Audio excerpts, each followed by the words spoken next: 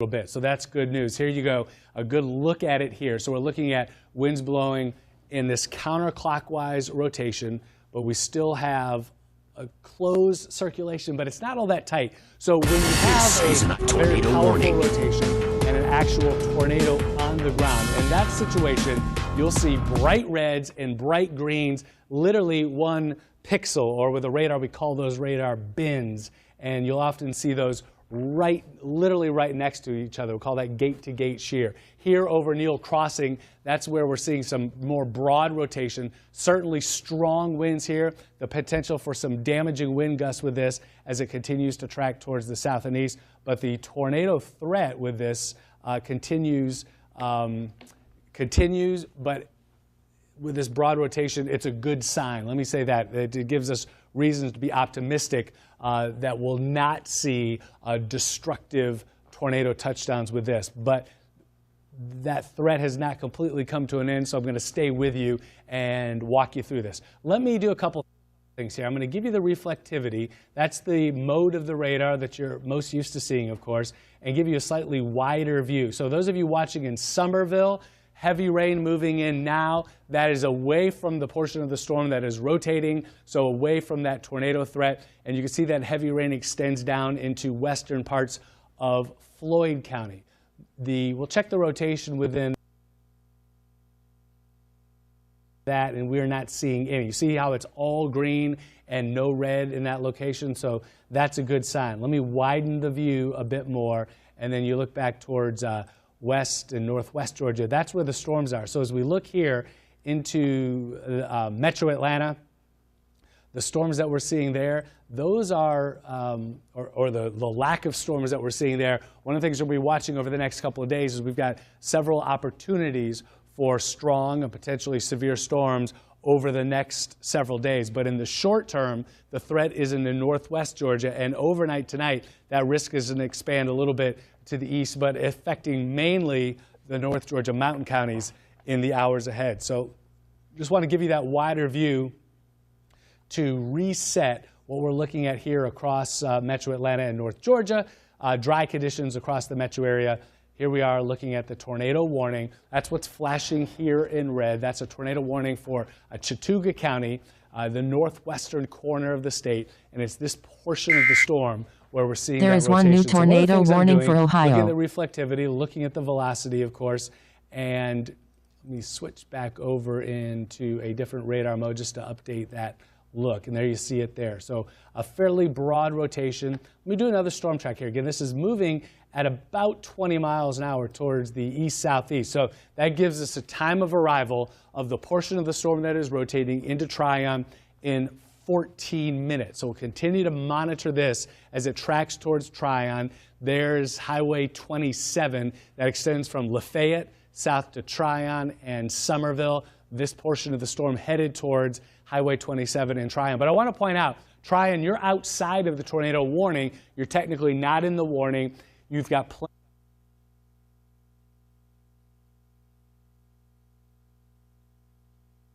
to Tryon and Somerville. Tryon, you're outside of the tornado warning.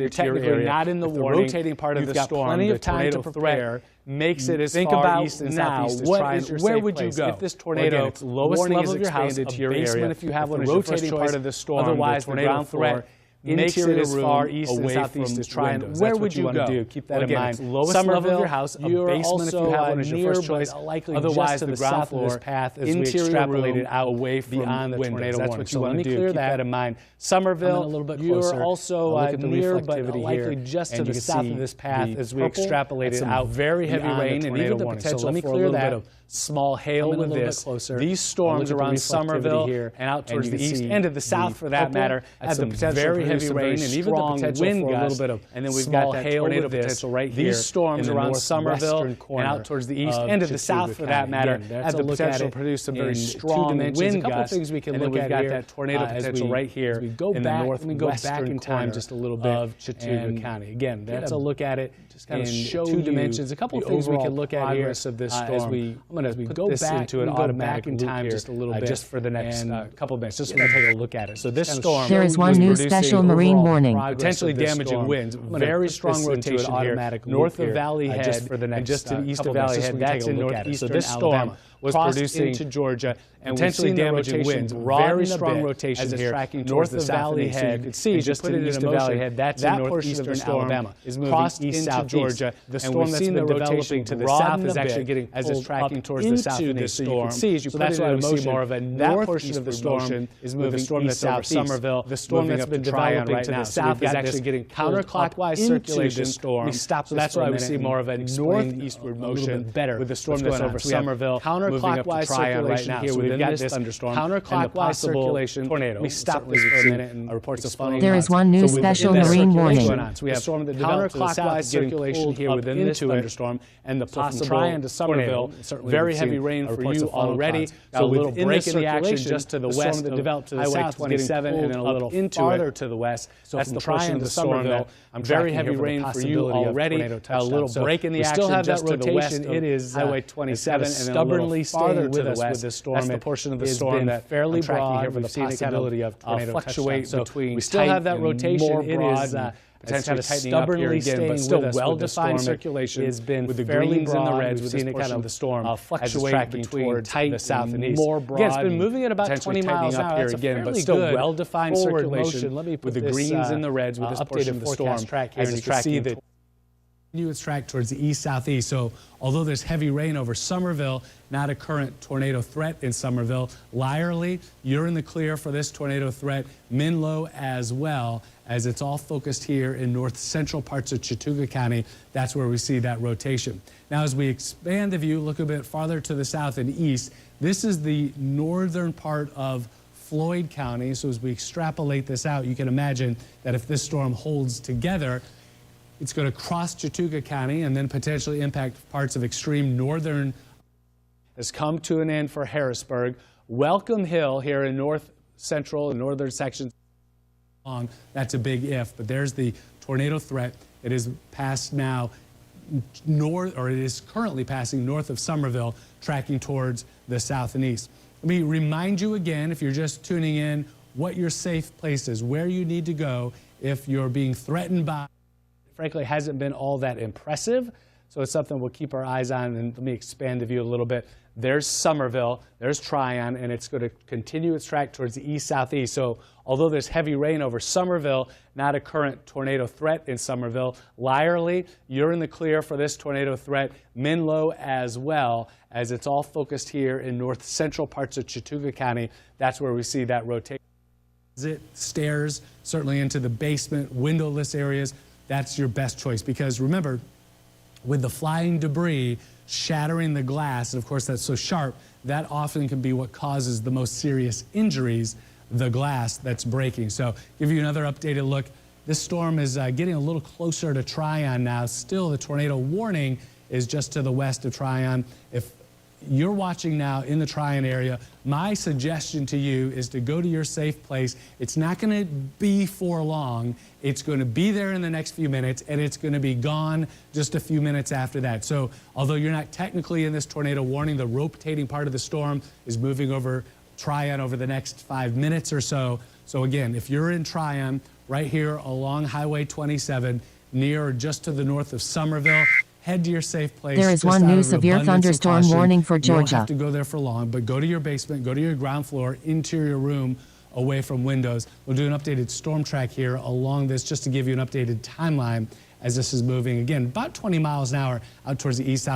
Puts it about 5 minutes into Tryon, and about 5 minutes after that, it's going to have come and gone. So go to your safe place, 10, 15 minutes at most, and you're going to be fine as this heads on through.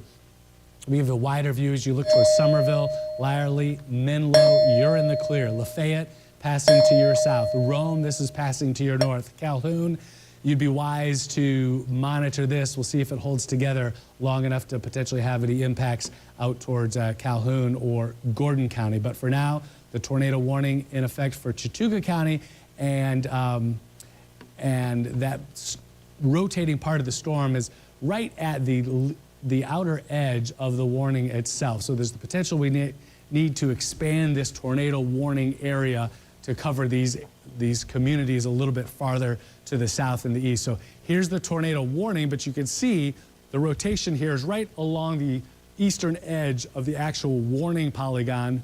The yellow, a severe thunderstorm warning for the potential for damaging winds within this storm, and the rotation almost out of this tornado warning. So one of the things I'm going to be watching along with the folks at the National Weather Service that issue the warnings is, does this rotation hold together long enough to warrant an extension of this tornado warning? Not in time, but in aerial coverage. Of course, this was initially issued to expire at 10 p.m. for this area. Well, it's moving out of this area right now, and we're well before 10 p.m. So this may be expanded a little bit to the east. One of the things that we're watching, as are the folks at the National Weather Service, considering a smaller tornado warning out towards the east. So that's one of the things we're watching. A severe thunderstorm warning continues out towards just north of Somerville, Tryon, Highway 27, and points to the east. So this is north central and northeastern Chattooga County under the tornado warning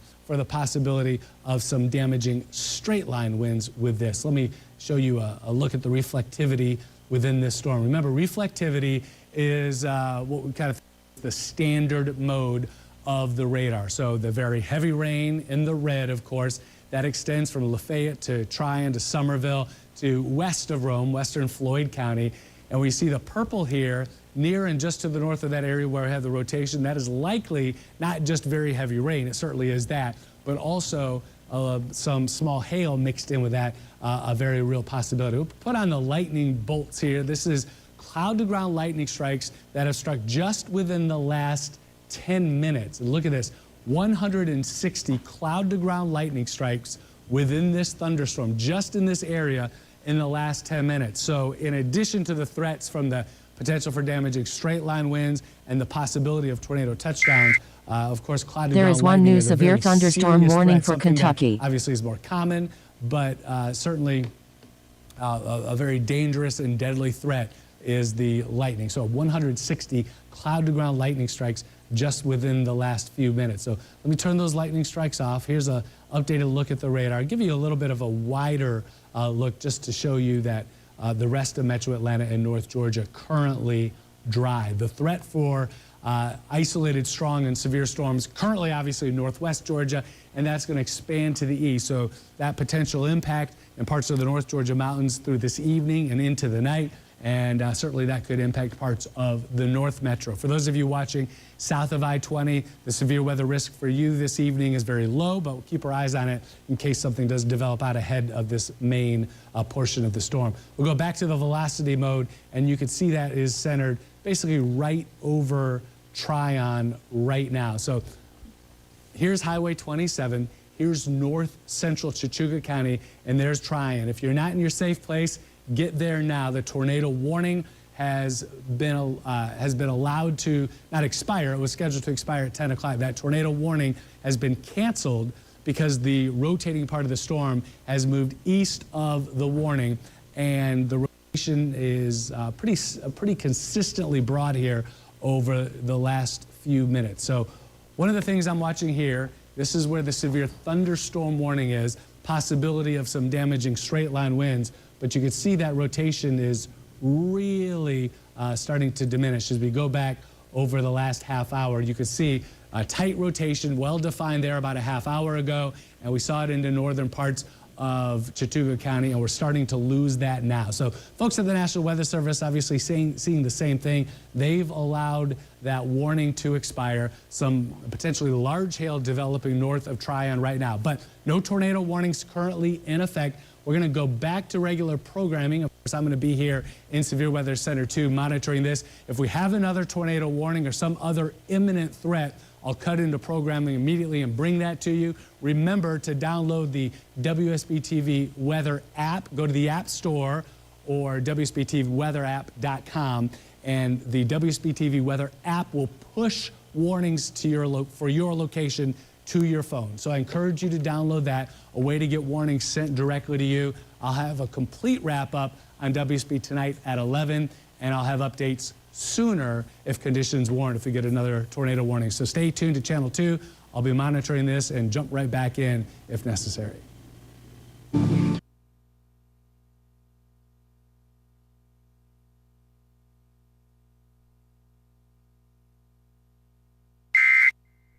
There is one new severe thunderstorm warning for Illinois. Atlanta.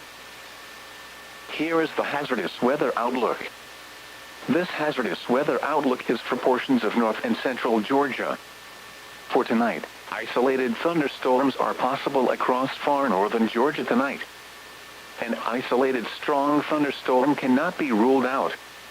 Strong wind gusts, frequent lightning, and small hail will be the main hazards with any stronger storms. And now the extended outlook for the period Wednesday through Monday. Periods of thunderstorm activity will continue in the region through Friday. The highest risk of severe weather is expected in the region between Wednesday. This latest round of storms as well. And I've got the mayor here, and then Annie with the state emergency management area. And Oklahomans are resilient. We're going to rebuild, and we're going to do everything we can to help Barnsdall rebuild, like we were doing with Sulphur and Marietta as well. I was in a budget meeting yesterday with the House, the Senate, and we've set aside $45 million to help some of the communities. We're in session right now to make sure that they have the resources they need to match some federal funding to get these communities built back up. But the Oklahoma Standard is alive and well. I've had people from all over reaching out and coming out to help. So just thank the Lord that it wasn't worse, and this community is resilient, and they're going to rebuild. Governor, have you declared a state of emergency for Osage County? Or are you in the process of doing so? Yes, we have.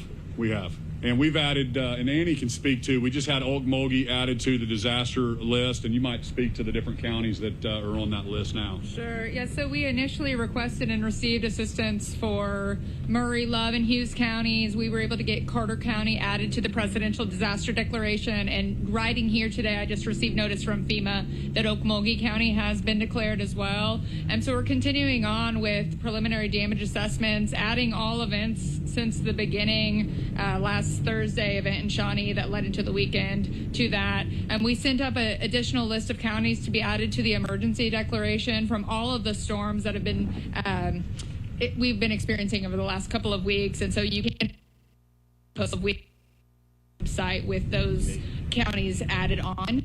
And so we suspended FEMA emergency operations. There is one new special marine warning. But we're out there again, and we're going to continue to be out there looking at these damages. So do continue to report those to damage.ok.gov. That's the quickest way that we're going to be able to assess where the needs really are right now in this state. There is one new severe thunderstorm warning for Wisconsin. You know, I mean, we still have one person missing, and they were in a trailer house. They talked to their son just earlier in the day, really just a couple minutes before the tornado hit. He was telling his dad, you got to get out. And, you know, like Oklahoma, and sometimes we've lived through a lot of tornadoes, and it's you know, I'm a fourth generation Oklahoman, so sometimes until you see these things, we don't take them as seriously as we should. And so just a reminder, there is one new severe thunderstorm warning for Ohio. He's still missing. His whole house was blown away, and we've gone up and down the creek 10 times looking for him. We've got canine units out. Then I talked to another family up on top of the hill there, and mom, there is dad, one new and 3 tornado kids warning were for inside Ohio. the home, and all that's left is the foundation. And the mom's she had to have surgery. She's okay. It's just amazing. The whole family, they were kind of blown out of the house, and you know, when you see this type of damage, it's just heartbreaking. You just don't know how anybody could survive. You know, Sulphur, you saw that last week, and that was like just hit the downtown area, which was unbelievable. I think this hit more of a residential area than it did even in Sulphur. So we probably have more residences destroyed here than Sulphur. So I just, you know, really thank you for the advance warning, and I think everybody did a really good job of taking cover. And we've got Johnny Kelly here, who's the mayor of the town, and has been, you know, lifelong resident. And so I know it's hard for people that actually, these are all their friends, their neighbors, people they went to high school with, and so we're here as a state to help them rebuild their community. I know there's a lot of people out there, law enforcement officials, in the search for Wayne Hogue. What can the community do to kind of help in those efforts? Yeah, I mean, Johnny, I don't know if you, when we were driving by, I mean, we had several different people as they were, telling the governor, telling me thanks for coming. And they said they'd been up and down that creek all night long, all morning. We've got 10 different canine units out, so we're doing everything we can to find him. And so I don't know specifically what more people can do. I know that it's his family is, we're just praying that, a miracle happens, but they're searching for him right now. In general, Forgive me if you've been doing help contacted already, but has DC reached out?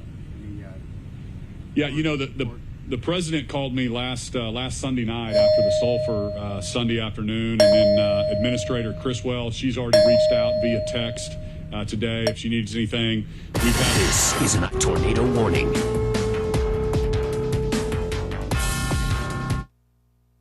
Can't say enough good things about our administrator, Annie, that just has a great relationship with the feds, and they've already approved our proposal, and I think we're asking for a 100% match for the first 90 days, and then a 90-10, and but worst case scenario, it's already a 75-25 match, and then we've set aside as a state $45 million to help these communities recover already. So we'll just wait and get the final totals and then help them rebuild.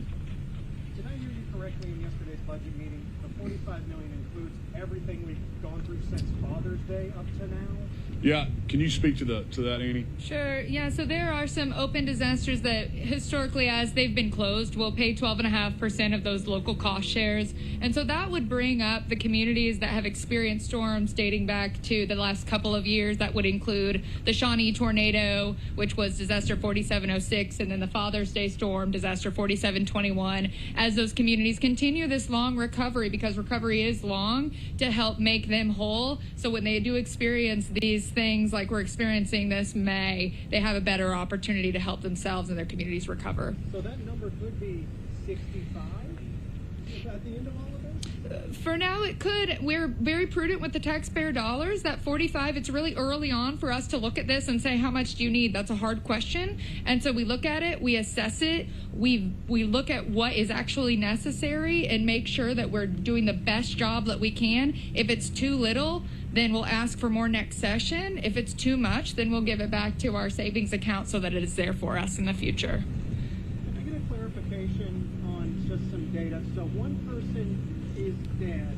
You initially had 2 missing. One was found in the hospital, but one is still missing. Is that correct? Yeah, that's our understanding. Johnny, is that right? Yes, that's correct. At this time, we still have one missing. We found one in the hospital, and we have one deceased. And Mayor, are those roads still blocked where the damage is to folks that don't necessarily live in that area and to the new year? At this time, they are. We are in the process of figuring out we're going to put a curfew on and stuff here after a while. After this, I'm fixing to go to a meeting about that. And yes, at this time, they are. There's still a lot of. We're still searching for this individual to try to find him so we can have some closure to this and move on with cleaning up and rebuilding. Mayor, is there an update on when Navy will be allowed to access the damaged area again? Not at this time. We're fixing to have a meeting about that here after a while, and hopefully we can give you an answer on that. What does the night ahead look like for you all in your residence and even tomorrow? Can they come back and start looking for stuff tomorrow? Yes, our residents are already able to access their homes at this time. They're able to go in there and see if there's anything they can salvage or look for anything. As far as, like I said, tonight we're going to put a curfew in place just to try to keep the looting down and everything until we can make a fresh start tomorrow to begin cleanup and moving forward. And I will say, if any citizens are watching this, if there's anything you need, obviously it's a small town and most people know how to either get a hold of me or a council member. We're here for you, and anything that you need and anything that we need to do to help you, we'll do everything in our power to help you and make sure that our citizens are taken care of. Last question. Mayor, just in general, what can people do to help right now? Right now, I think as we drove through the neighborhoods, we've seen a lot of people. The neighbors are pitching in to help people try to kind of go through their personal belongings and and salvage what they can and be there and support the people that have lost everything they have and the people that have lost loved ones and things such as that. So right now they can just support your neighbors and help one another and just be there for each other emotionally, as well as, you know, helping them work. Governor Stitt, what do you want to say to the victims of Barstow? You know, we're here to help, and you know, just thank the Lord that it wasn't worse. But we're going to help you guys rebuild. And Barnsdall, my relatives are all from North Skiatook area, so I've come right through here, Avant, Barnsdall, a lot as a kid growing up with my grandparents, and so very familiar. And also the people. And you look at the barbed wire fence with all of the debris, insulation, trees, people's photos, you name it. They have fallen from the atmosphere as the vortex lifted up people's stuff thousands of feet in the air and blew it for miles. The death that occurred cannot be spoken about enough.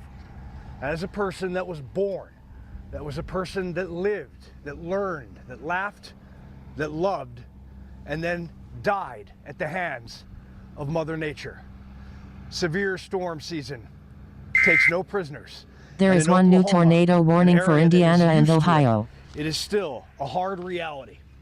Cowgirls and cowboys in this part of the country, indicative by the boots and the toughness. They will continue in the days and the weeks ahead, but they are reeling right now. Reporting in Oklahoma, Robert Ray, Fox Weather. And unfortunately, there really is no rest for the upper Midwest and portions of the heartland as we continue to track out severe weather, not only for the rest of today, tonight, but also into Wednesday and Thursday. We've got a long road ahead of us. We do have a few tornado warnings that are active right now, primarily in the state of Ohio, but right along the border there of Indiana. Cincinnati now included under a tornado warning. You can notice the counties here, Dearborn and Franklin County. This will cut to the north of, say, necessarily downtown Cincinnati. However, we do have a large population here, so a lot of folks in this general area. That rotation very clear to me to the north of Miller as it's moving to the south of I-75.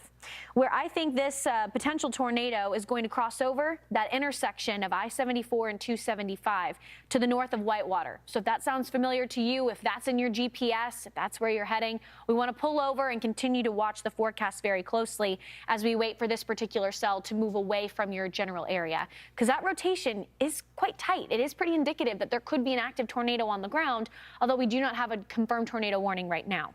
Here's that inflow. You can see the area of relatively calmer weather, and I say calm, I'm not talking the dense rain, but that's where the inflow is being pulled in, and that rotation and that mesovortice is forming.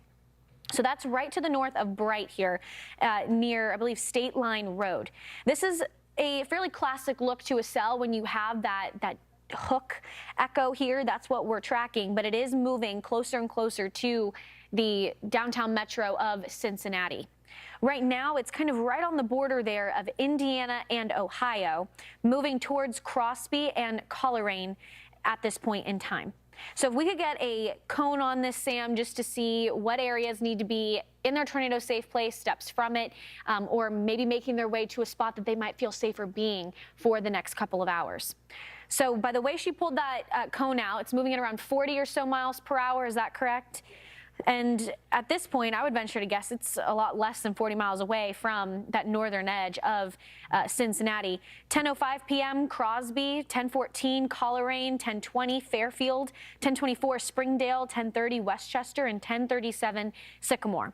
Although this isn't, again, a confirmed tornado, I would treat it as if there is a tornado on the ground, especially because that velocity signature was pretty tight there. There is that gate-to-gate shear. There is that couplet of rotation, and that will be the concern moving forward. If it stays tight, if we see this rotation tighten even more, that will speak to an even stronger system as it gets closer and closer to an even larger metro area. So that is the concern, especially as we head into tomorrow. As today there's 61.3 million just about people under the gun for severe weather. That expands even wider as we look at the threat into Wednesday, and the tornado threshold on Wednesday also begins to expand. So spring severe season has been active, going to continue to stay that way for the rest of the week. Continue to keep it here on Fox Weather as we track out the active weather. We'll be right back.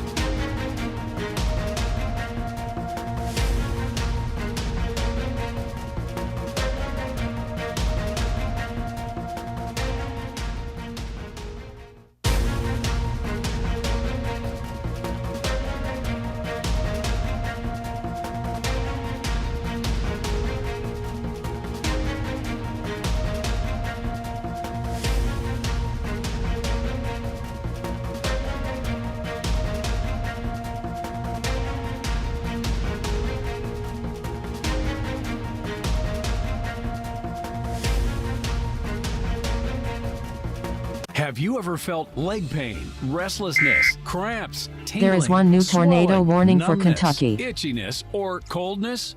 Then you need the new, clinically proven Legzercise Pro, the natural circulation booster that uses continuous automatic leg movement to soothe pain and promote healthy circulation the natural drug-free way. After using Legzercise for a week, I felt like I wanted to go for a walk again without pain like I used to. Legzercise Pro's patented walking simulator propulsion technology moves your feet back and forth along its concave track, creating constant movement and flex at both the knee and ankle joints. It's like having a physical therapist right in your own home. It's helped with the swelling and the pain. The tingling feeling is gone. Call right now and order your very own Legzercise Pro, the clinically proven automatic leg mover that soothes pain and naturally promotes healthy circulation. Call now. That's $78.29. Oh, I've only got $50. Take out the cheese puffs and the broccoli. I mean, who likes broccoli? I don't. Only $22.87 to go. It would be faster with the Empower app. Empower Cash Advance gives you up to $250 instantly. No late fees, interest, or credit checks. I've got money. Keep the cheese puffs, but leave out the broccoli. Get Empower Cash Advance from $10 to $250 instantly. Download the Empower app today. Helping families with mesothelioma is all we do. Our firm has been offering a free book on mesothelioma for over 10 years. Since that time, thousands with mesothelioma have trusted us to represent them against those responsible. We have local offices throughout the U.S. Mesothelioma really is all we do, and there is no risk to you. Let us put a plan in place for you and your family. Call now. Call us at 800-260-0800 or go to mesolaw.com.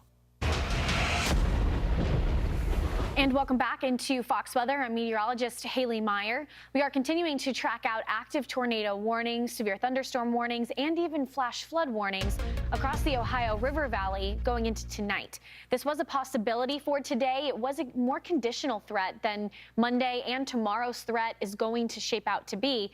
But certainly the weather has been active. You can see with the Fox Weather Alert System just lighting up here. Tornado warnings, severe thunderstorm warnings. We've even had multiple confirmed tornado warnings. There is one new severe thunderstorm warning for Ohio. Since the afternoon began and we got even deeper in towards the evening.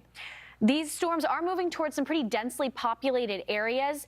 We're showing you out in West Harrison, Indiana, Brandon Kopick's live feed. He's driving in a cell of storms. You can see the rain. He's intercepted tornadoes yet today already. And right now his location in relation to where these tornado warnings are at, he's right on that back edge. The rotation that we're tracking here just pushing towards the intersection of I-74 and I-275. So Brandon right now, I'm assuming he's heading due east on I-74 right now, and so he's getting closer to this circulation. I can see that that's where it's at. That's that couplet, now towards the east of Miller. And if we could zoom in just a little bit closer, Sam, thank you. It's in a fairly populated area. Notice West Harrison, we see all of the communities there. Whitewater, we've got some communities. Thankfully, the center of circulation actually looks to kind of cut right through the middle. But for folks on Kilby Road, that's an area where you are seeing this rotation either overhead or all the way down towards the ground.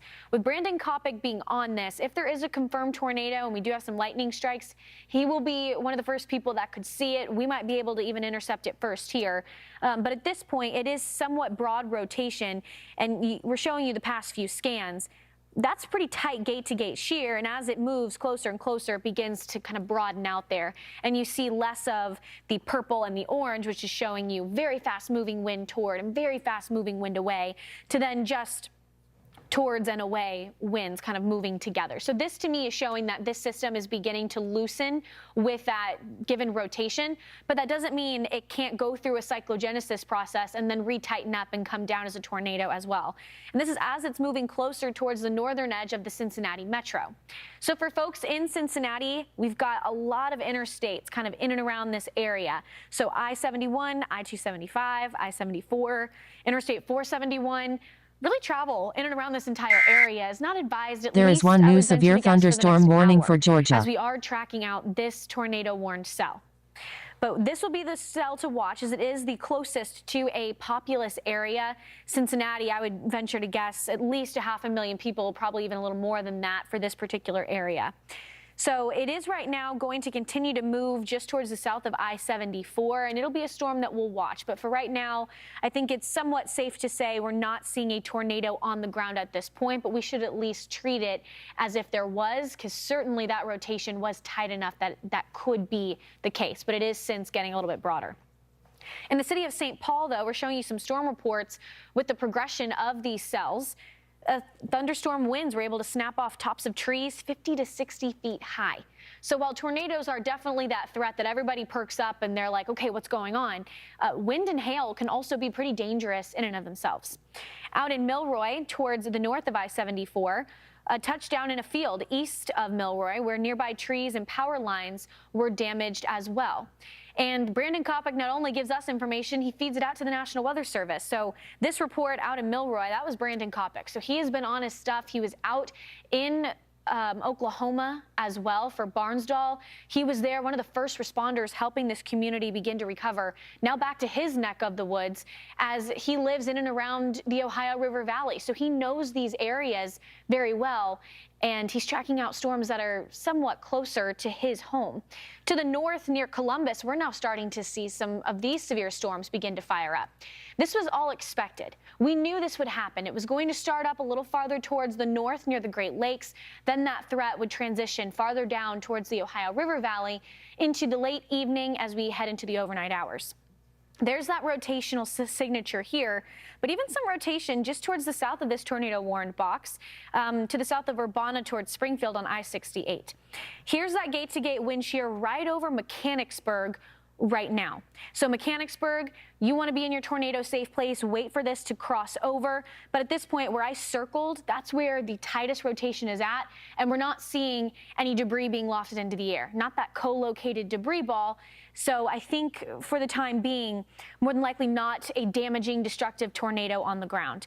But for folks, as you head towards I-38, there is one new severe thunderstorm warning for Georgia. With travel, as that's where this system is heading next. But we've got a lot more severe weather to get through, and it's been a pretty volatile stretch of weather. The state of Michigan saw its first tornado emergency on record today, and that was issued by National Weather Service Northern Indiana. NWS Northern Indiana meteorologist Nathan Marsili joins us now on the phone.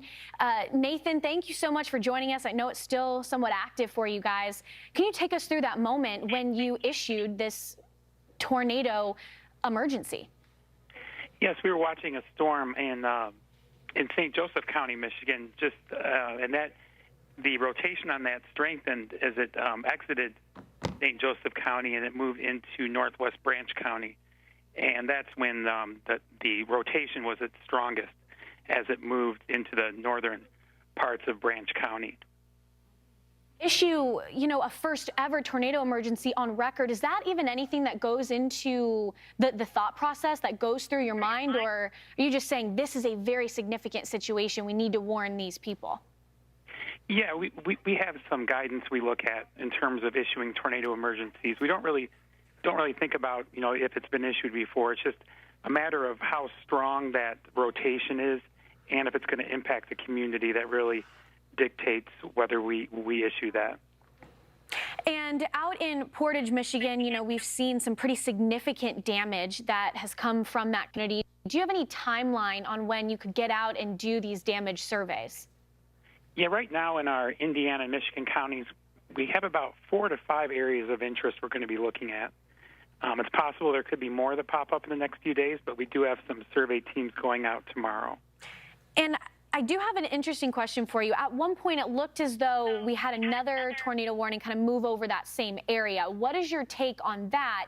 And if it was potentially 2 tornadoes that moved over the same area, how does that go into surveying the storm damage? Yeah, we did have storms with a lot of different motions, but yeah, there was a clear, I think the worst damage we had was that Centerville to Union City corridor. I think that's going to end up being our most significant damage. And moving forward, we do still have severe weather going into tomorrow. What is your take on that event, especially because today was more conditional? Tomorrow, this is more likely. So what is your message to people across the eastern half of the U.S.? Right now, it looks like for our area that we forecast for, it's going to be more. It's going to be much more uncertain for us. It looks like that threat will be much better to the south of our area. We get some drier air move in to Michigan and Indiana tonight. It looks like that'll be more of a kind of Missouri, southern Illinois, Kentucky, and into the lower Mississippi Valley. Well, Nathan, thank you so much for joining us. I know it's been a pretty busy day for you guys, so we appreciate you taking your time to give us some more insight. Nathan Marsili, National Weather Service, Northern Indiana, thanks again. And as we pointed out here, it was the first tornado emergency on record in Michigan. So it was not necessarily common to see this kind of thing with a very significant tornado that moved through this general area. And we still are watching as tornado warnings are moving through the Ohio River Valley right now. We were at one point over 6, 8 tornado warnings. We're now dialing it back to 3, but it's as they get closer to some larger metro areas. Right now, we also have 8 severe thunderstorm warnings, but I'm sure a couple of these have a tornado possible tag with them, as a lot of these storms have been showing some rotation.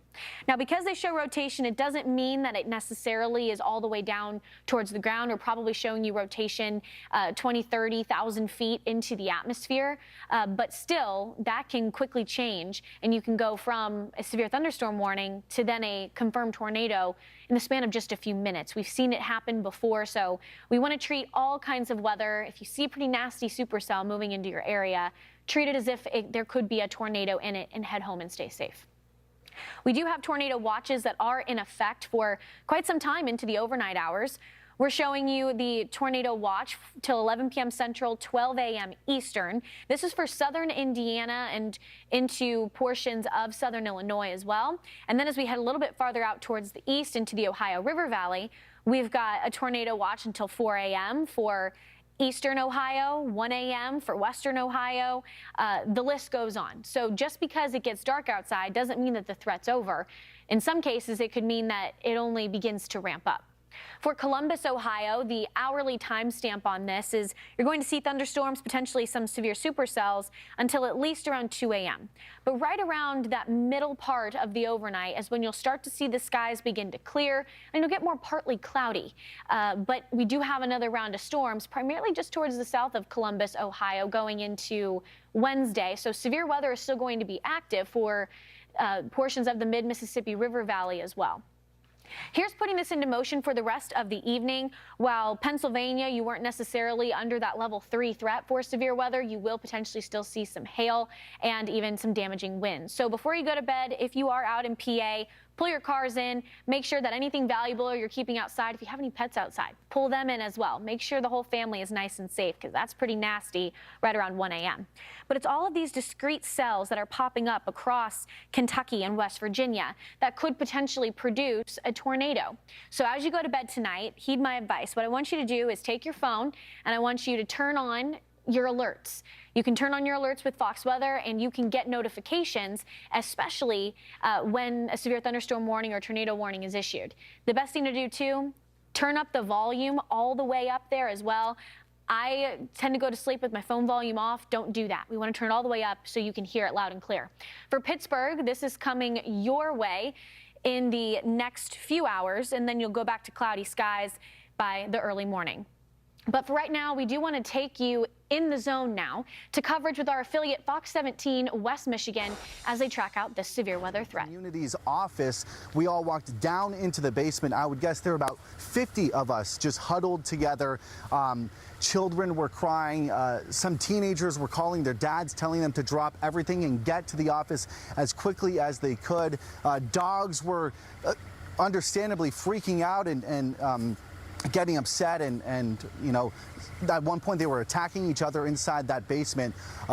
Definitely a very sensitive, scary scene for quite some time. We all learned that everything had passed through that second cell, was moving out of the area, so we got out, and at that point I was able to walk up to some other folks who live there and ask them how the damage was around their homes, and here's what they had to say. I've never seen something like this ever happen, especially with the neighbors here. That makes it really close to home. It looks like it touched down right through here in my neighbor's yard. That's my trailer, and this is my neighbor's trailer, and it seems like it just pretty much walked right on through here and started heading that way. I was sleeping, and then like everything was just shaking really bad, and then I thought it was just the thunder and lightning. Went outside, saw that there were trees all over the place, like in the road and stuff. My kids were in the house, and it looked, in my head, I just imagined the worst immediately just because it's a trailer. What do you think about when you see all this damage, not just in your home, but around your entire community? I don't know. Just there is one new amazed, tornado warning for Ohio. Amazed.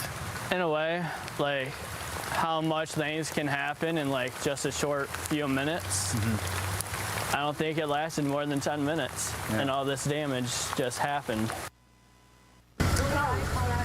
Yeah, and again, those were the lucky ones. After speaking with Sheriff Fuller about 30 minutes ago, he was telling me several homes are completely damaged, like beyond repair. Some homes, a ton of damage, windows blown out. This, where I'm at, the gas station just outside of that community, this was sort of a gathering spot for several people who were evacuated from their homes.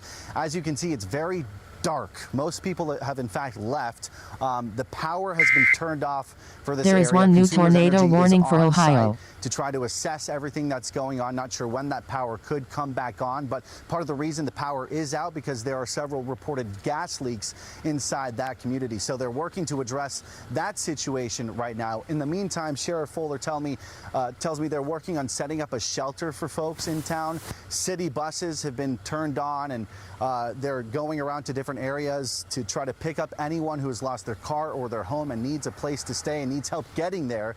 So they're working to get everyone a place to stay tonight. And so that's where things kind of stand at the moment. But just to give you an idea of the full community effort and the coordinated effort from several different agencies who are working to make this happen. This is from Sheriff Fuller, and I'm probably not even going to get everyone, but Comstock Fire, Pavilion Fire, Climax Fire, Richland Fire, Richland PD, MSP, Kalamazoo County Sheriff's Office, Augusta PD, Calhoun County Sheriff's Office, Life EMS, and those are just the actual authorities and agencies. I saw people here at this gas station who left their homes where they didn't have damage, knowing other people were experiencing such hardship.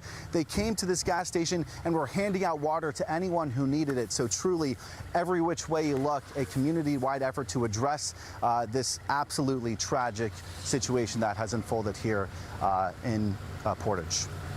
And Max, it's no surprise that in these times of despair, people will often come together. You see the best of people in situations like these. You shared quite a bit of your coverage on social media on X, and you talked about the first responder presence there where you are and speaking with the sheriff. Did they give you an idea? Well, you just heard from Max Goldwasser with Fox 17 West Michigan as he reported on the damage. We're now tracking severe storms as they head towards Cincinnati, Ohio. Stay with us. We'll be right back with more.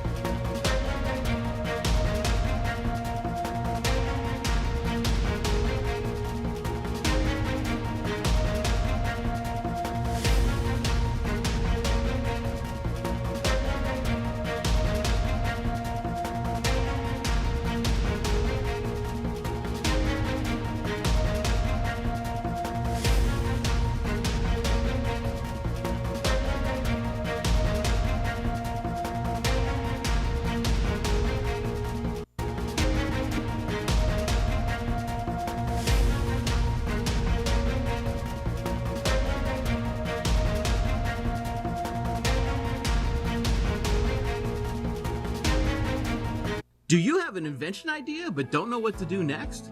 Call InventHelp now for free information on how to get started today. InventHelp provides invention services that help everyday inventors get started. There is one new tornado warning for We have Ohio. representatives nationwide who will explain the InventHelp process step by step. Over 10,000 patents have been secured through InventHelp's patent referral services. Our services include professional materials needed to showcase your invention, and 3D animation and prototype modeling that help you demonstrate your idea. Get down to the details of your idea with a technical drawing. The InventHelp Data Bank includes thousands of companies who have agreed to review new ideas. We've been helping inventors since 1984. This is a tornado warning.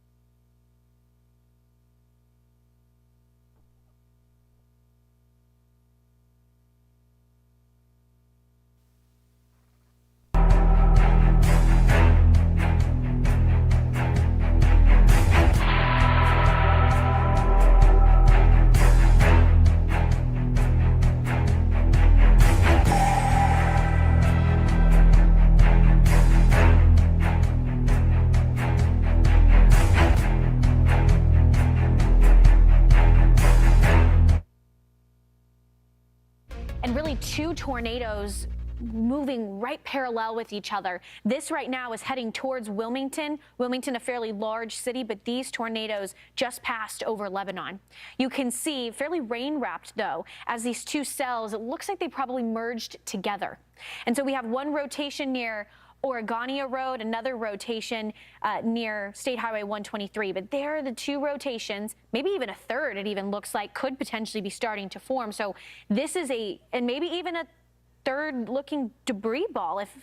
So we are potentially looking at three confirmed tornadoes, or three tornadoes on the ground causing damage, moving one just ever so slightly to the north. This is a tornado warning.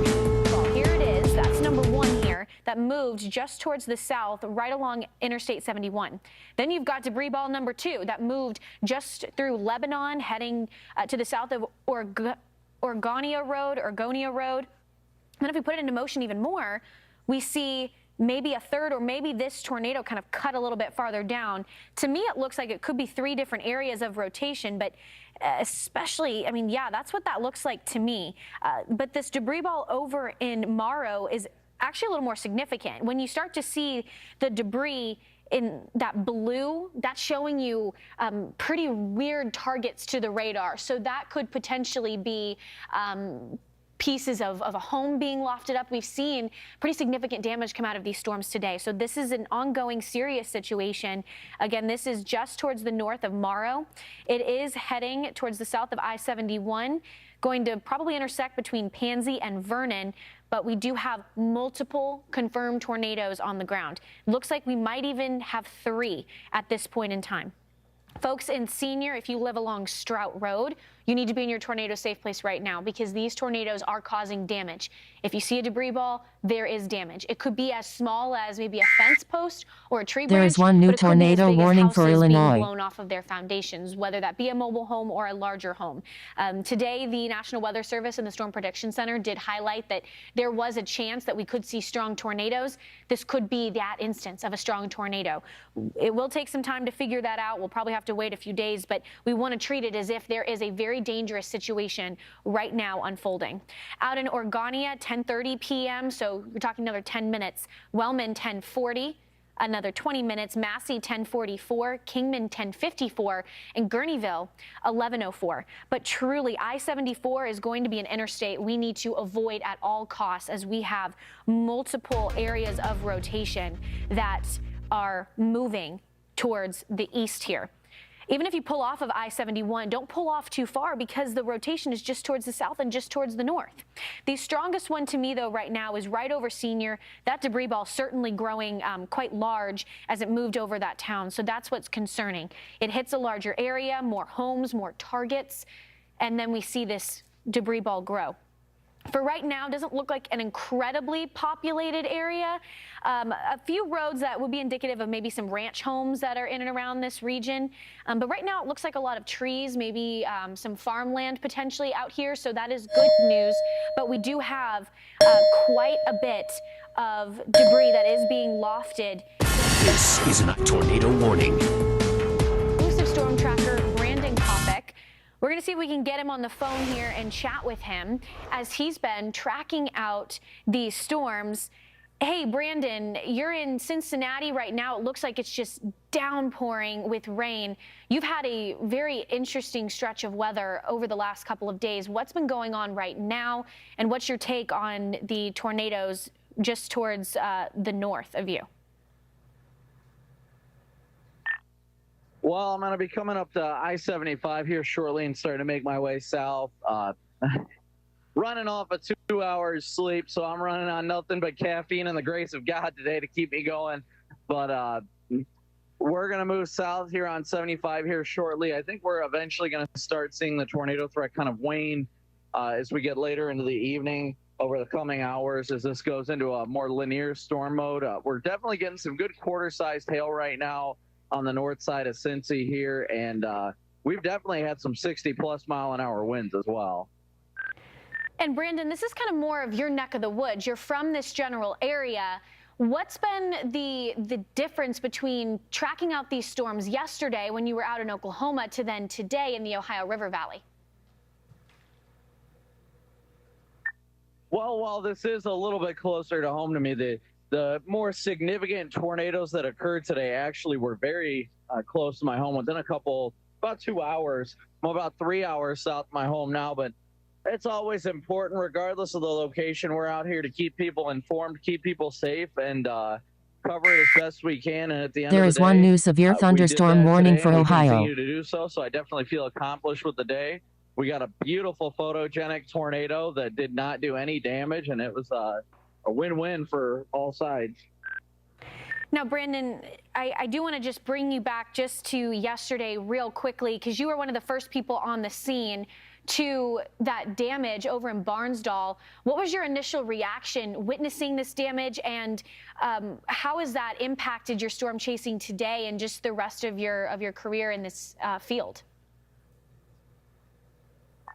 Well, yeah, I was the first one into Barnsdall yesterday. After the tornado hit, I literally was in town within... There is one new tornado warning for Ohio. 120 seconds, less than 2 minutes after it had cleared town.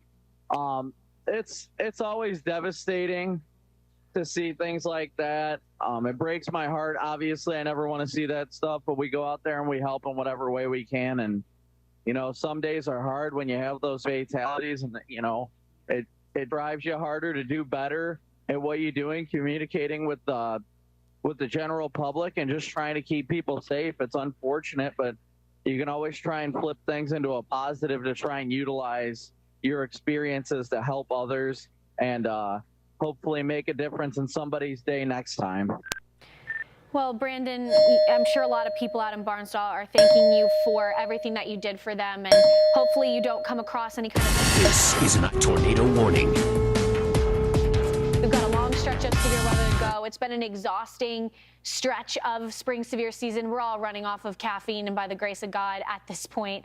Thank you so much for joining us. Hopefully we will be able to check in with you soon. And as I mentioned, we've got confirmed tornado warnings on the ground. Brandon kind of heading in that general direction, but he has intercepted tornadoes today. Today's severe weather threat was more conditional. There was a chance that we could see tornadoes, but it was all dependent upon just how much diurnal heating we could get in between these two rounds of storms. And certainly we had plenty, as we are tracking out multiple tornado warned storms over the evening, damage already being reported, and now this confirmed tornado warning that did spawn a debris ball as it moved towards the east of Lebanon, heading towards Wilmington. At this point, it almost looks as if all of these areas of circulation might have congealed together. My perspective on this general storm motion here is we had two cells. They started to merge together as they moved generally in the same direction, one a little more due east, one a little more due northeast. At this point, they had multiple areas of rotation. You can see just towards the north, we have a secondary area of rotation along I-71, and then a third area of rotation to the south on Interstate 22, or Highway 22 rather. And at this point, as the storms continued to move in this general direction, this potential tornado could have maybe congealed all together and created one larger one, or they're all trying to fight for energy to then regather itself into one area of circulation.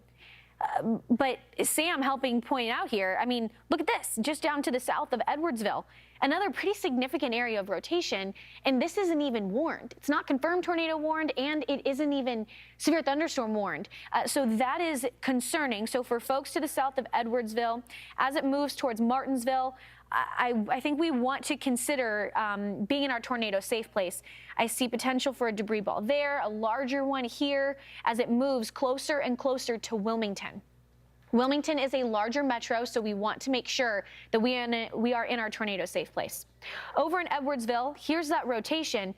And now it's tornado warned, so that's good to see. I wouldn't be surprised if this turned into There is one new tornado warning for Ohio. Indicative of a confirmed tornado warning.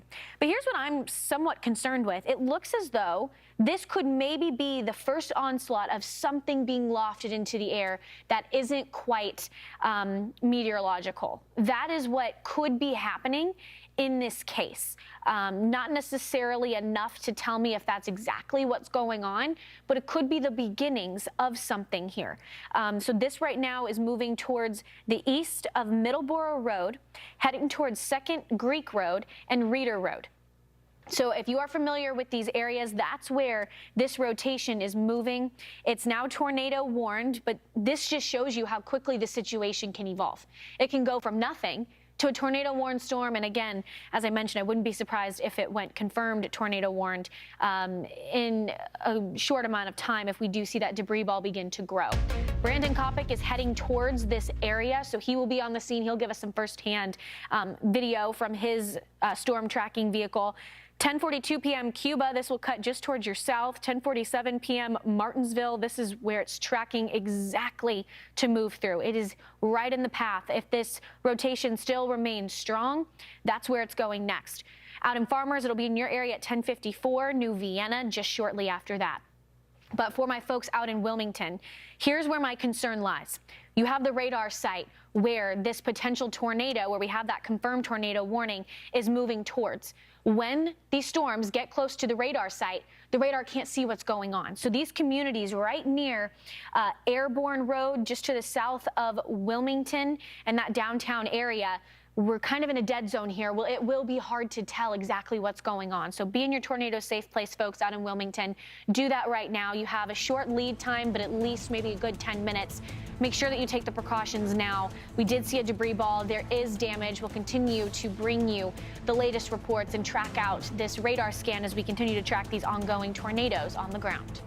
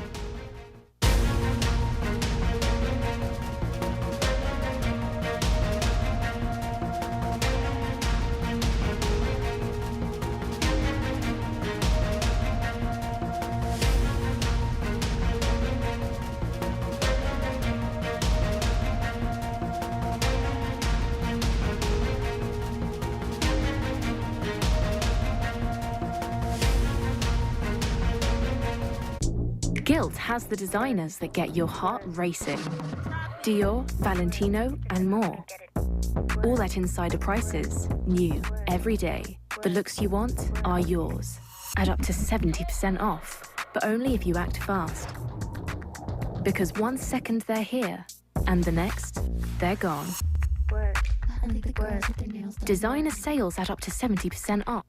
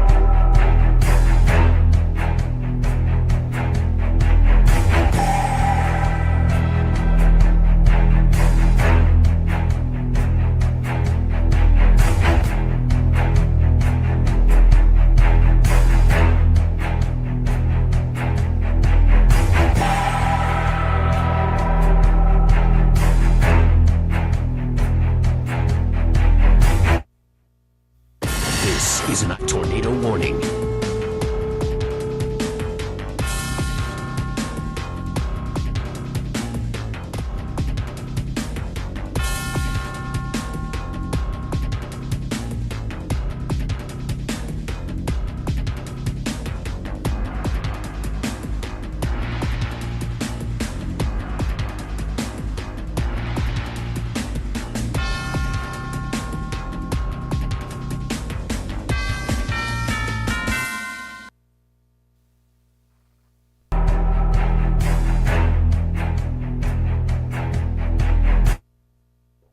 Coming from Ohio State University. So this is the college campus. I'm not seeing any active torrential downpours right now, but that will certainly be on the way in the next few hours. You're starting to see the skies get ominous, that lightning start to come in. So for folks out in Columbus, best to call it a night and head home right now. If you are out on the roads, make your way home. Again, we do have that tornado warn storm out towards your north. So let's highlight that Columbus storm real quick before we then jump down into Cincinnati and we break down everything that's going on just to the north of that metro. For Columbus, we do see a little bit of that inflow being pulled in, and then the hail core showing you a strong updraft just towards the north. Very classic when we talk a supercell and how they develop. So let's throw on the rotation and see where it's exactly at and how tight that couplet is. It's right here just towards the south of Plain City.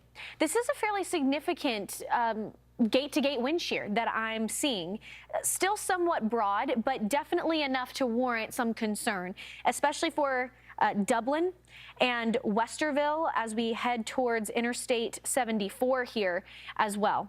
Now, Mechanicsburg, this is where it had that strong rotation. The good thing here, we see this strong rotation and then it loses the strong level and then heads just towards some low level rotation, which means that it's starting to weaken. Now, that doesn't mean that it can't change and then retighten up. However, it's been on the ground for around 39 minutes, or we've seen rotation for around 39 minutes, whether that be higher into the atmosphere or on the ground. We don't have a confirmed tornado warning with this yet, so still maybe a little bit too soon to say it's actively on the ground, but it's enough that we want to be in our tornado safe place. When we talk a debris ball, not necessarily what I'm seeing from this storm. We do have some three-body scatter, so it's probably picking up on that hail core and sending out some kind of weird messaging to the radar. That's what we see when we talk radar scans and showing you hail. And the hail indicated by this warning is around 1 inch in size. But let's head down towards the south. We want to get to Wilmington as they have a confirmed tornado warning that is moving right over Wilmington in the next few minutes. There is one new severe thunderstorm warning for Indiana. Somewhat familiar with this area, saying there's around how many thousand people? 12,000 people that live out in Wilmington. We also have a National Weather Service office that is issuing these warnings that is under their own warning.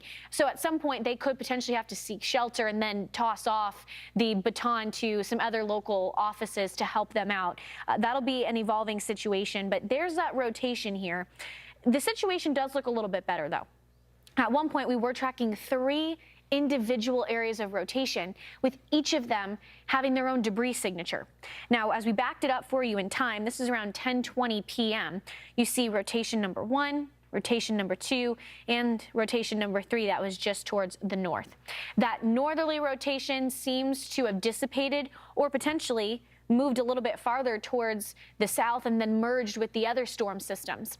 But there was debris being lofted into the air. We'll continue, and you can see that there. A little bit harder to tell as we moved it forward in time, but back in time, we saw 3 individual areas of debris. So that was concerning. It's a little bit different to see 3, maybe triplet tornadoes at one point. They could be smaller rotations.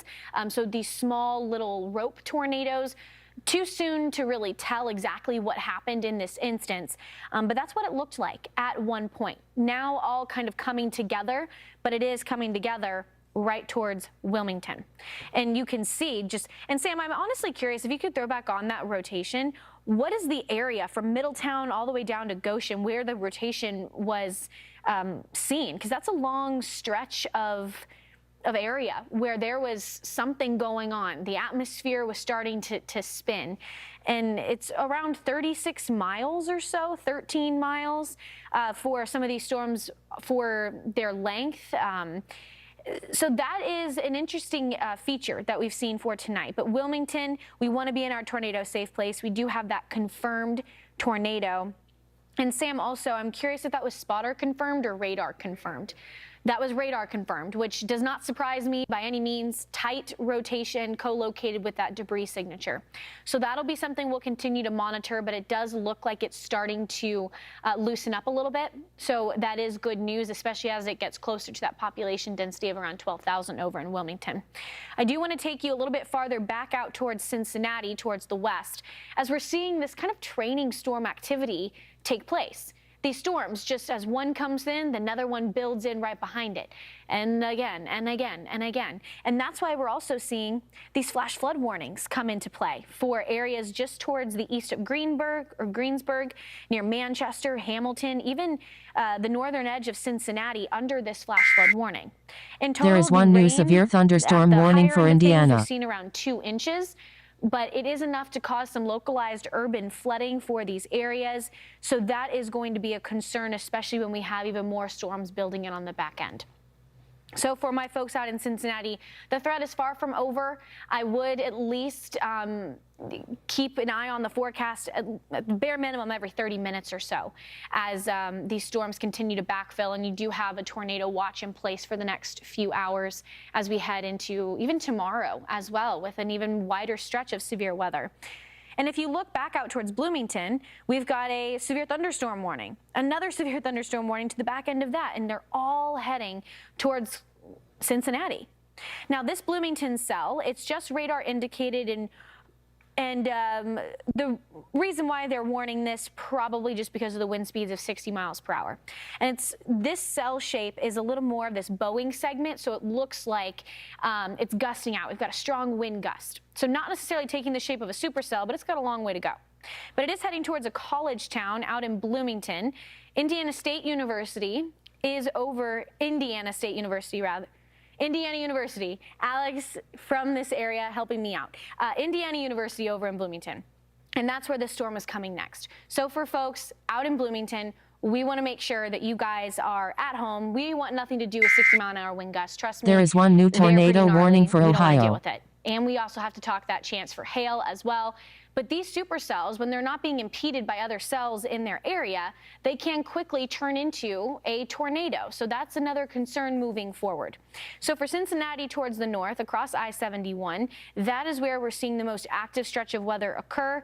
We do have that severe thunderstorm warning and a tornado warning as it moves from Illinois in towards Indiana, I believe, or potentially as it heads in towards Ohio. We're talking multi-states here, a lot of different things going on.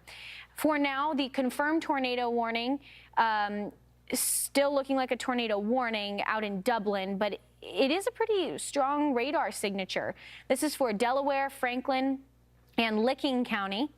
and this is out in Ohio heading towards Columbus along Interstate 70.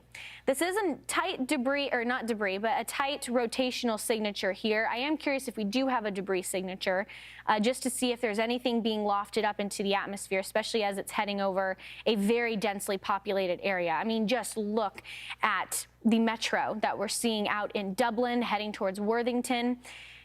And it's possible that we could have potentially seen some debris begin to form. That's as we saw it move over Dublin, that population dense area heading towards Westerville. So I think we could potentially say there could be an active tornado on the ground. Notice that's where the rotation is at, and we are seeing the beginning signs of some debris. The rotation here is that low-level rotation, but it could be strengthening as it heads towards There is one new severe thunderstorm warning for Ohio. We want to be in our tornado safe place. This is heading your way. We've got a lot more severe weather to cover. We'll be right back here at Fox Weather.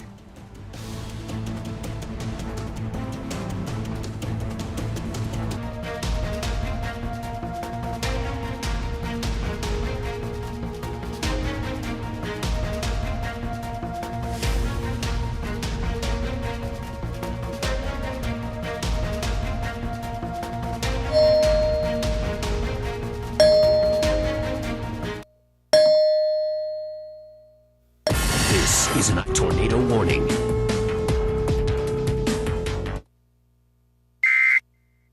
There is one new tornado warning for Indiana.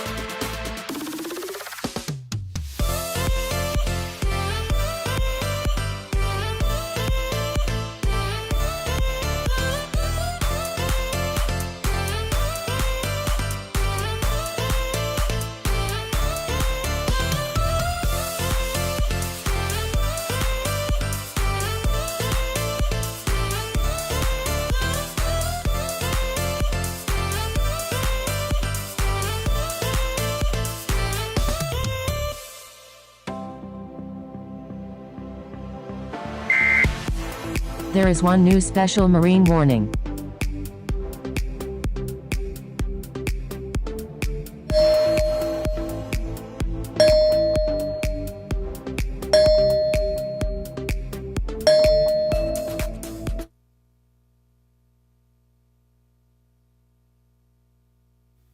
This is a tornado warning.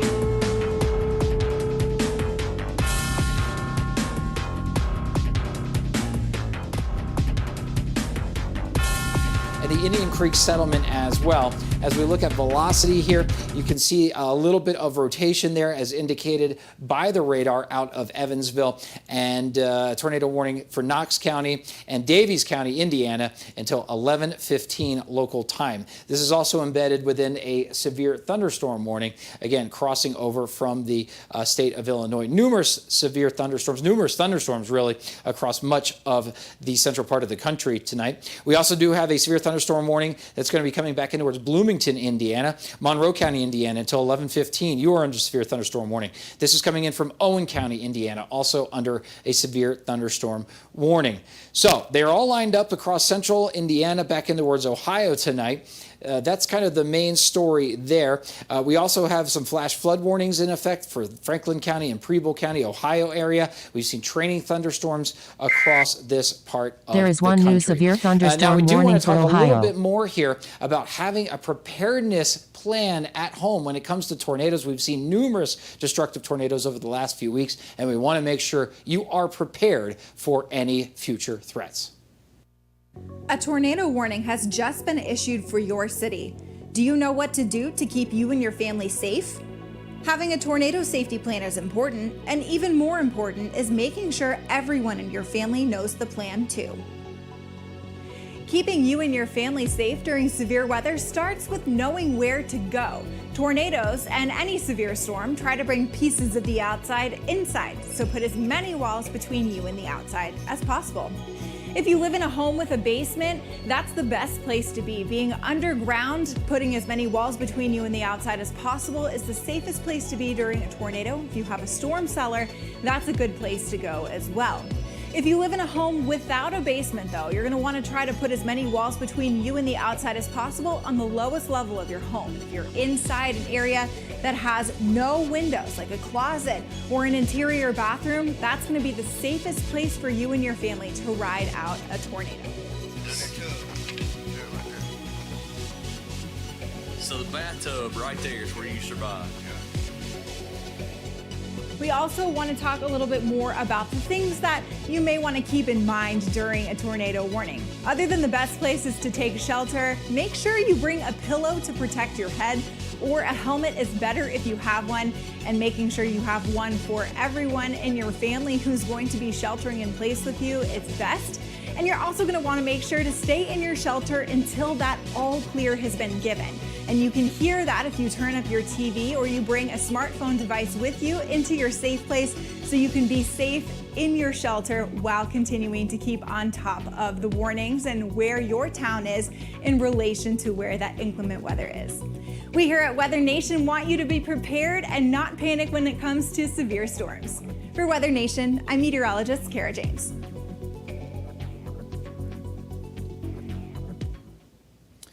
Well, I do continue to track this tornado warning across the northern sides of Columbus. It looks as though that area of circulation may have broadened out a little bit. That is great news as the storm continues to move through a highly populated area.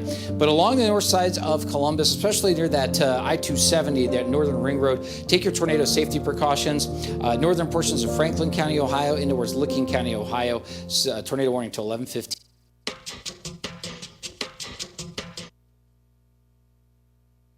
I would at least kind of take precautions here and make sure you're checking into the forecast at least every 10-15 minutes, maybe 20 minutes if you want to be not as frequent with it, but just wait till this storm moves overhead. Just check in, see what's going on. Make sure that you are aware of the active weather in your area, as we've already seen some pretty significant damage come out of the tornado event, not only yesterday, but leading into today. I will bring you towards Wilmington. At one point, we were potentially tracking 3 confirmed tornadoes. Now moving just towards severe thunderstorm warnings, but all have the tag of tornado possible. What it looks like happened here is they gusted out. So what that means is the outflow begins to push even stronger, and it kind of suffocates the inflow, and then that will really diminish that mesovortice that we saw with the tornado. Because at one point we had 3 little areas of rotation, 3 potential debris balls. They all seemed to merge together, and then they kind of gotten much broader, which is good, especially as it got closer to a larger population center of Wilmington of around 12,000 people. So for folks out in Wilmington near New Vienna, I would still consider this a potential tornado warning, although they are now dialed back. So the National Weather Service jumping on that train as well, saying, hey, this situation's getting much better. But we've got a lot of storms that are heading towards Cincinnati. I do want to take you to In the Zone now to coverage with our Fox 17 affiliate in West Michigan as they continue to track the severe weather threat tonight. You're watching Max Goldwasser. Take a listen to what he has to say. Pleading with everyone to try to stay out of the area if you can. That's the latest here from Pavilion Estates, Josh. Max, I'm wondering, I mean, you said that most people have left. Are people able to do any assessment tonight once the sun has gone down? We're seeing some activity behind you. Is this mostly power company? Is this first responders still there? What's happening there? I know you're a bit removed from that immediate scene where you were at earlier today.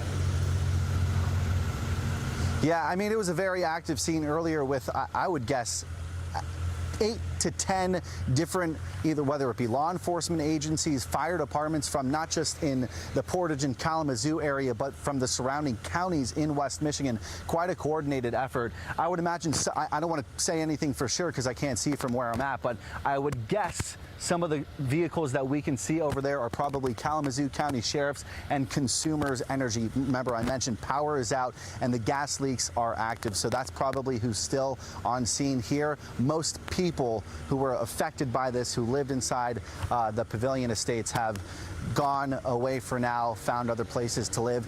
Not everyone has evacuated, though, is what I'm told. Some people are staying in their homes tonight, and some residents told me they're going to open up their own homes to anyone who needs it. So just to give you an idea of just, it's so unfortunate. It takes a tragedy to see people come together, but that is the reality here in Portage. Certainly, and definitely the sound of generators going to be ringing through the air around a large portion of that area tonight.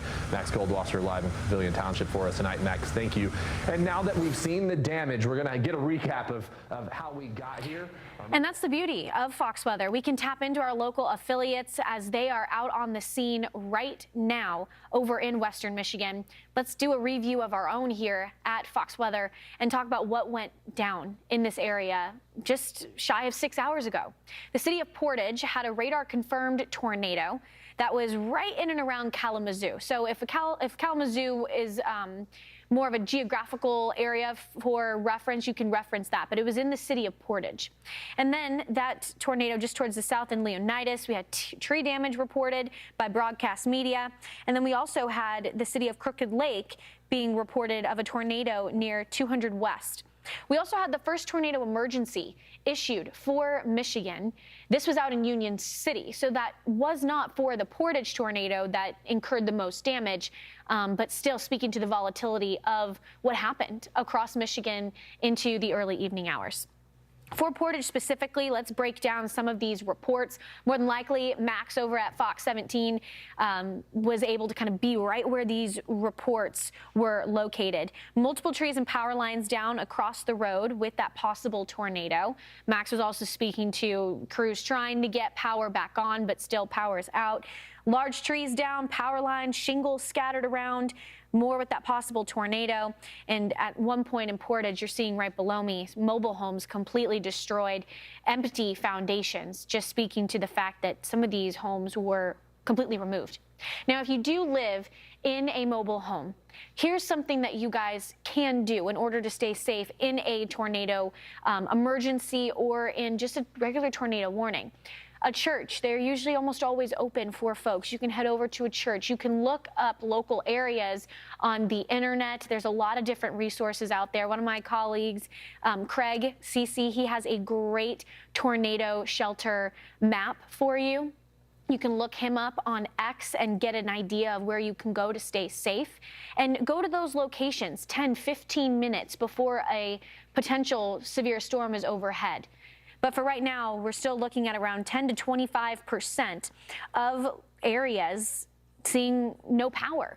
Thankfully, though, for areas of Michigan, the weather will look a little bit better as we head in towards Wednesday with that severe weather threat, primarily moving down towards the mid-Mississippi River Valley, the Tennessee Valley, the Ohio River Valley, kind of leaving out Michigan. So it should give enough time for some folks to start the recovery process. Right now, we are looking at 12 total current warnings, 2 tornado warnings, but the amount of tornado warnings has dialed back over the last 30 minutes. The population under the gun for severe storms, 61.3 million.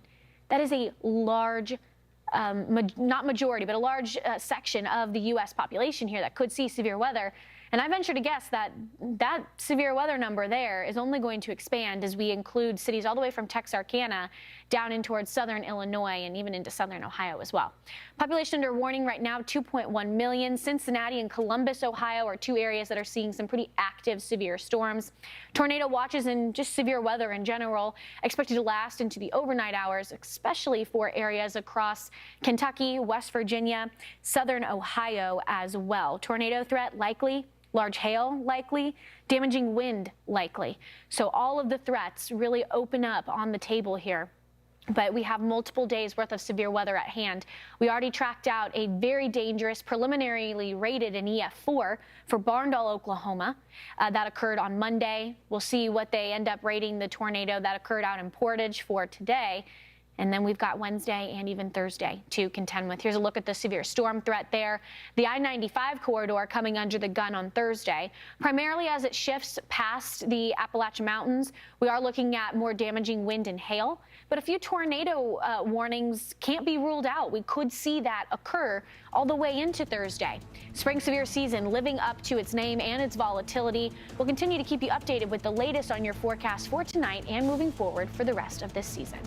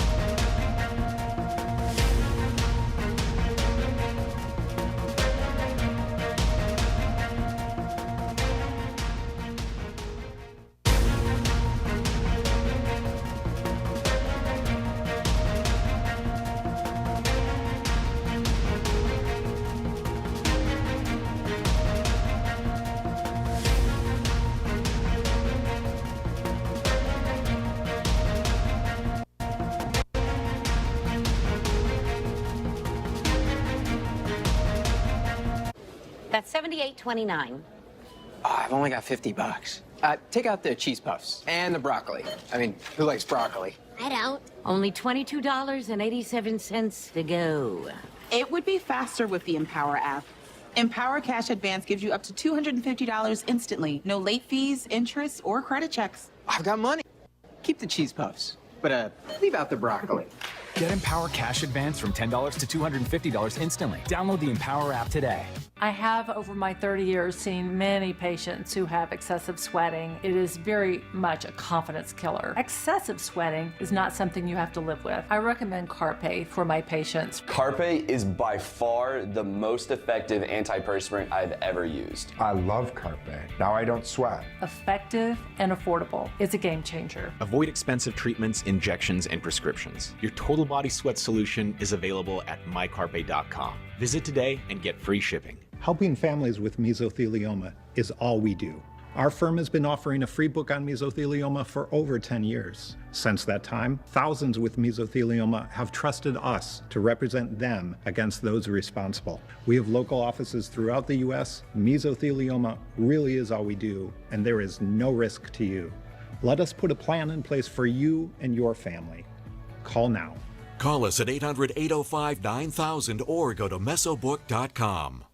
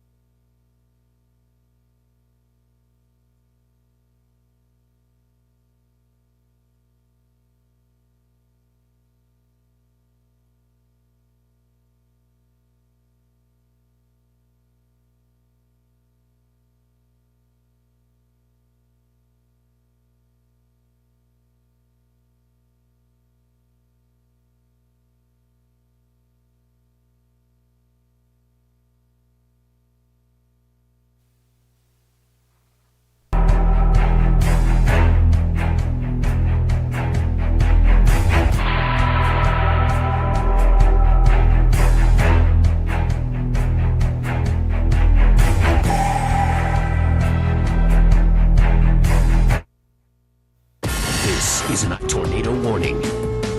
Survey out there as well. But for right now, we are still tracking out severe weather. We have 12 total current warnings, 2 tornado warnings, but it looks like the environment is starting to calm down, at least for a brief period of time. Now, I say calm down. It could just be taking a little cat nap. It doesn't mean that the severe weather threat is over. We still have tornado watches that are in place until 3, 4 a.m., depending on what time zone you're at. The population at risk, though, 61.3 million, so a lot of people that do need to stay weather aware. That population density only going to expand through Wednesday, as we have probably a stretch of about 600 miles plus that could see that threat for severe weather. So we've got a long way to go in determining all of the coverage. We've seen tornado-warned storms move to the north of Cincinnati as well as the north of Columbus. For now, we are just tracking out one tornado-warned storm to the north of Columbus as we speak. The rotation on this, let's see what we've got. It looks like it might have gusted out a little bit here as that initial gust front looks like it's kind of taking over. And I think that that really is what happened. We're not seeing green and red, we're just seeing red. So that means that the outflow kind of suffocated the storm and reduced the inflow being fed in, so there's not a lot of rotation going on anymore. So that's good news for folks out in New Albany, folks out in Johnstown, Beechwood Trails, all good things to note. That rotation becoming a little less defined. But we do have a tornado warning that's still in place, so we want to continue to treat it as such. That hail indicated within this particular storm 1 inch. That's radar indicated. We'll continue to see if we get any reports, but even an inch of a hailstone, it's going to hurt if you're outside. So stay indoors for the rest of tonight, as we do have kind of this training storm effect as they continue to pop up from the west and move over Cincinnati as well as Columbus. Cincinnati, that's one major city that had an interesting thing go down not too long ago. At one point, looked like it could have been us through a tornado warning. And Brad, you're back with us now, live tracking severe storms. That's right. We have heavy rain and thunderstorms out there now. The tornado warning, that's expired. It was here in parts of northern and northwestern Chattooga County, where we still have some heavy rain, gusty winds, and quite a bit of lightning over the last 15 minutes or so around Calhoun in Gordon County. These storms tracking west to east, moving out of northwest Georgia across parts of the North Metro. So we are here in Bartow County along I-75 to the east, White into the north, up 75, Gordon County near Calhoun, Tryon, one of the areas in Chattooga County where we had reports of trees down and power lines down. We've had multiple reports from emergency management there of trees and power lines down in Chattooga County from the storm that triggered the tornado warning. The heavy rain, the gusty winds, the cloud to ground lightning, that's going to continue to push to the east. And we're going to have some additional threats as we head through the night and into the morning hours. A tornado watch just to our north. I'll have your hour-by-hour forecast, what we can expect through the night into tomorrow morning, and additional strong and severe thunderstorm risks in the days ahead. That's coming up. We'll keep talking about weather a bit, Brad. Thank you. Now to a WSB. Tornado. I've always just seen funnel clouds, but I've actually never seen that kind of devastation from a tornado. So I never really took tornadoes as seriously as they were until I seen this today. So.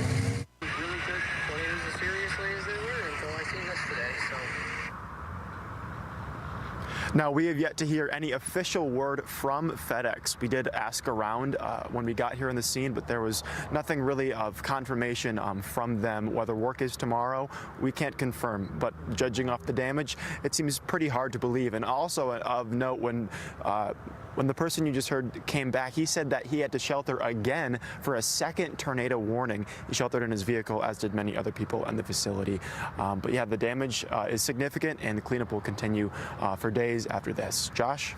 All right, Sam Lancer live in Portage for us at that FedEx facility. Again, we're waiting to hear word from the Kalamazoo County Sheriff's Office about updates there on the restoration and recovery efforts around the area. We'll check back in with the latest in a bit, Sam. Thank you. Meanwhile, Fox 17's Matt Widkos is about 5 miles away from that FedEx facility at a business strip mall. And Matt, there's pretty significant damage where you are in a highly concentrated area. Yes, as you mentioned, Josh, it was really hard to believe to see any area that was not impacted by this storm, but mainly here off of Center, just east of the highway, is a strip mall that was significantly damaged as the Grand Rapids National Weather Service described a tornado in this area. And I want to show you exactly what was done to this strip mall. As you can see, not much is left. From what I could tell, most of the roof was lifted off. From what I was looking at to the side of the building, it's really hard to see from where we're standing, but you could see that the building kind of slanted into the field that was just right next to where this Pizza Hut was. Now, when I was describing the amount of debris in this area, I was actually looking at the street sign when we were driving in here, and not too far from where we were standing, about maybe 50 to 100 yards, we found a piece of that street light just kind of right here in this parking lot. And not only that, we also saw pieces of the roof into the street.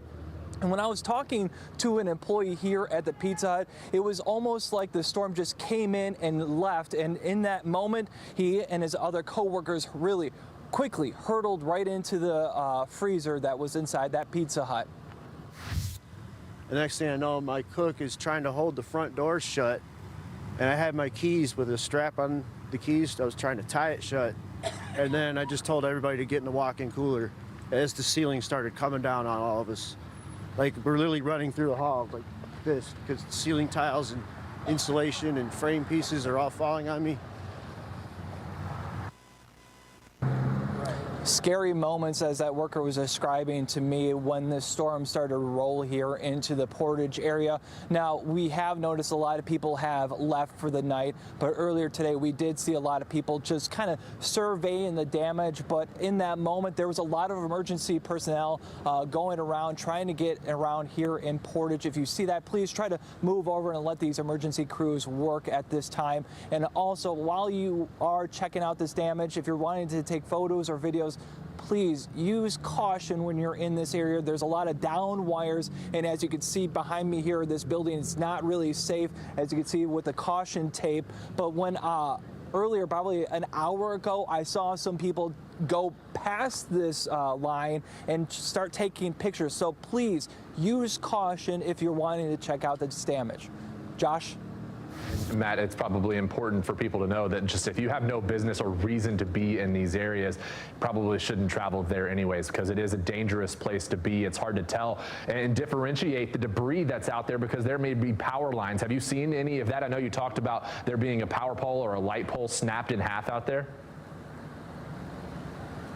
Yeah, when we were coming into this area, we were starting to go around in the subdivisions, and we saw a lot of down wires. We had to kind of move around into the subdivision to try to get into this area to see exactly what the damage was done here in Portage. Like I said, most of this area was impacted by this storm, but I'll never forget seeing the street pole, one of those ones that are like planted in the ground. It was bent almost 90 degrees, and I've never seen that before. Okay. All right. Matt Witkos live in Portage for us. Matt, thank you. And it's important to keep in mind that you might want to check on your relatives. They might not be able to see this newscast, but if you're watching this from somewhere else, give them a call, make sure they're doing okay, because in addition to the businesses that were hit hard, residential areas were also hit hard. We're going to go to Pavilion Township, where we find our Max Goldwasser, where Max, homes were destroyed there.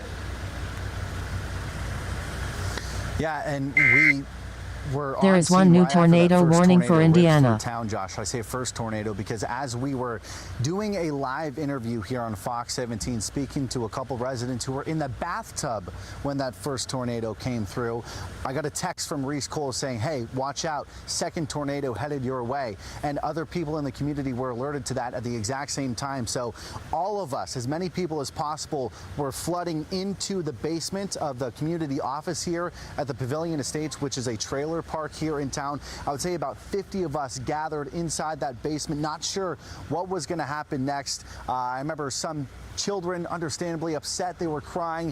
One kid was calling his dad, telling him to drop everything and run to the office. He didn't know where he was at that time. Several animals freaking out. At one point, there was a fight between some of them in that basement. Just a chaotic scene until we were finally able to get out and go back into the community. And it was at that point where we were told to exit the trailer park just to get everyone out as other crews could come in and assess all that damage. And before we were able to make it out, we did speak to a couple residents just to have them explain what it was like to live through something like this. I've never seen something like this ever happen, especially with the neighbors here. That makes it really close to home. It looks like it touched down right through here in my neighbor's yard. That's my trailer, and this is my neighbor's trailer, and it seems like it just pretty much walked right on through here and started heading that way. I was sleeping, and then like everything was just shaking really bad, and then I thought it was just the thunder and lightning. Went outside, saw that there were trees all over the place, like in the road and stuff. My kids were in the house, and it looked, in my head, I just imagined the worst immediately just because it's a trailer. What do you think about when you see all this damage, not just in your home, but around your entire community? I don't know. Just amazed, I guess. Amazed? In a way, like how much things can happen in like just a short few minutes. I don't think it lasted more than 10 minutes, and all this damage just happened. Yeah, and those were the lucky ones. Kalamazoo County Sheriff Richard Fuller telling me some homes in there are just completely destroyed. Where we're standing right now is a gas station just outside of... This is a tornado warning. Some people are choosing to stay in their homes tonight. Not everyone, though. Some who have their homes totally destroyed. Others who live in the vicinity of a gas leak, a couple active gas leaks that are going on there. Consumers Energy is on scene. I'm told the power is out for tonight as they address those gas leaks. Sheriff Fuller telling me the good news here tonight, if there is any good news to report, no fatalities from what he has been able to see so far. Some people did get some medical attention. They were transported out of this trailer park residency area. Nothing major, nothing life-threatening, just a few cuts from glass shards from their windows getting blown out and making contact with their skin. And for anyone who doesn't have a place to stay for tonight, there is a shelter. And you just heard there from pretty much the whole team out at Fox 17 in Western Michigan. We are still tracking a new tornado warning that's just towards the south of Bloomington, Indiana. We do have a college town in Bloomington, so thankfully this is just towards the north, but a severe thunderstorm warning right overhead that college town there. The sign here is radar indicated as to why they prompted this tornado warning. I see why they're noticing that rotation, but not very impressive. And that's a good news. When I say not very impressive, especially after the weather we've had, that is exactly what I want to say for these communities. But for right now, it is moving towards the east along Indiana State Highway 58, heading towards State Highway 54, towards Marshall. So for folks out in Marshall, be in your tornado safe place, be steps from it. I don't think that there's a tornado on the ground at this point, but we have seen even cells go from no warning at all to then confirmed tornado warning or tornado warning over the course of the evening. So the situation is ever evolving.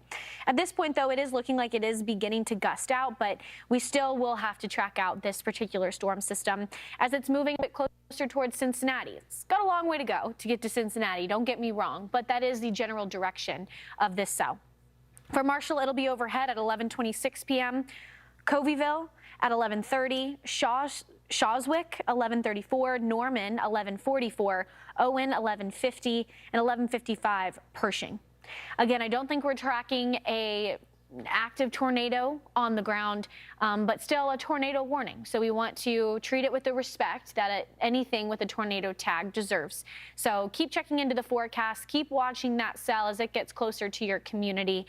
And that's what we're going to see as we move forward. We've got all of these little discrete cells beginning to bloom over the course of the overnight hours for Kentucky, southern Indiana, southern Ohio, West Virginia, even some storms heading in towards the I-95 corridor. Now, the storms, as they get closer towards the East Coast, we're not talking tornadoes, but wind and hail. And that could impact a few early risers as they make their way to work early in the morning. The timestamp here, 6 a.m. But for folks maybe down in towards the Tennessee Valley, we will start to see some storms there as well. Here's a look at Wednesday's severe weather threat, giving you a taste of what's to come.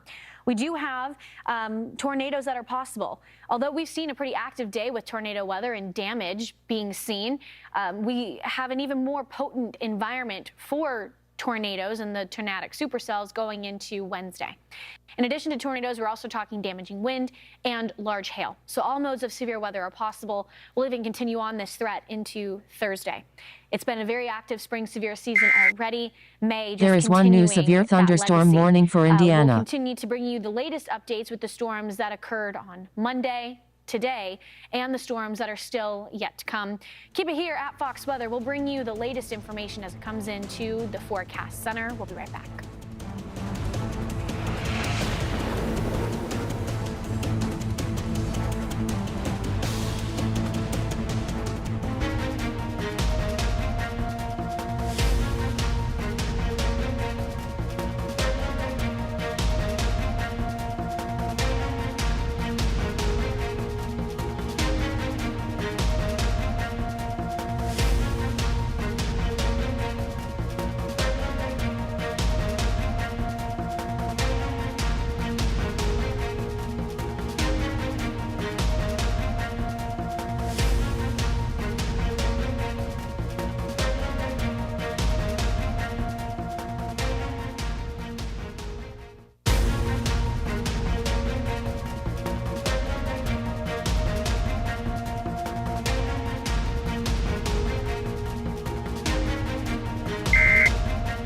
There is one new tornado warning for Ohio.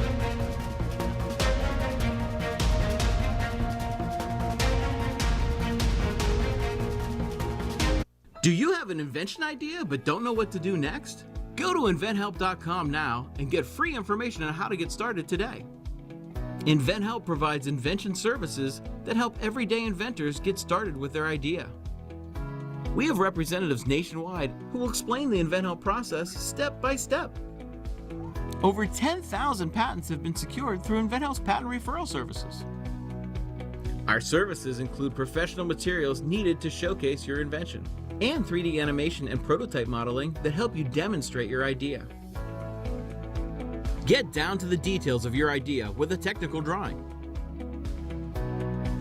The InventHelp Databank includes thousands of companies who have agreed to review new ideas. We've been helping inventors since 1984. Let's help you next. Take advantage of the opportunity to get started today. Go to inventhelp.com for free information. Are you over the age of 50 and considering buying an annuity in the next 60 days? I have some important news for you. Don't buy an annuity until you understand the pros and cons of annuities. Call now for this free book on maximizing your income in retirement. Annuity Do's and Don'ts for Baby Boomers from one of the nation's leading financial firms. That's right, free. This book reveals little-known truths about annuities in simple-to-understand terms. Grab a pen right now, because we're about to offer you this free book that unlocks the 5 little-known truths we believe baby boomers and seniors should know before buying an annuity, and it's free. Call 800-844-2895. As a bonus, we'll also throw in a free annuity rate report. We researched numerous products and summarized rates and benefits of annuities, all from Silac Insurance Company. Call 800-844-2895. That's 800-844-2895. Call now. Welcome back into Fox Weather. We are still tracking out some active weather across the Ohio River Valley. A couple tornado warnings, none of which look incredibly impressive, which is good news for folks in their general path. Primarily, these tornado warnings are just the National Weather Service offices saying, hey, there's some rotation higher up into the atmosphere within these towering cumulonimbus clouds. It could lower.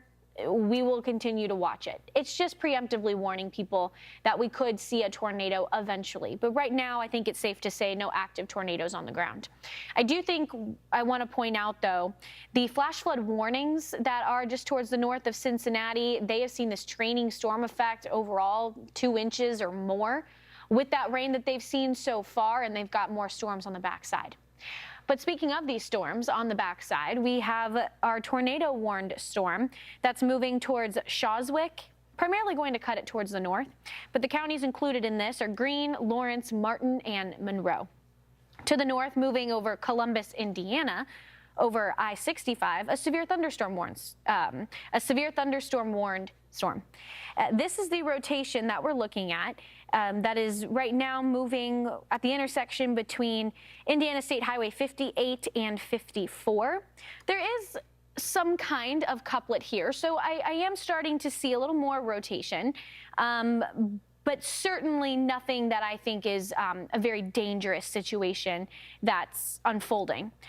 This little pocket here that moved over Popcorn Church Road, that could potentially be this hail core that the radar was picking up on, or it could potentially, not a ton of hail being shown. So it could maybe be some debris in the form of just some dirt being lofted up into the air. I really don't think this is a dangerous tornado at this point, but it is an evolving situation that we'll continue to watch closer, as we still do have that couplet that is co-located with an area where we're starting to see this inflow being pulled into the storm. It is moving towards Marshall, so folks in Marshall, keep watching the forecast as this storm moves overhead, at least for the next, say, 20 or 30 minutes. Here are the flash flood warnings that I was pointing out earlier as well. And in this particular area, riding right along I-74, we have a few spots that have seen 3 to 5 inches of rain.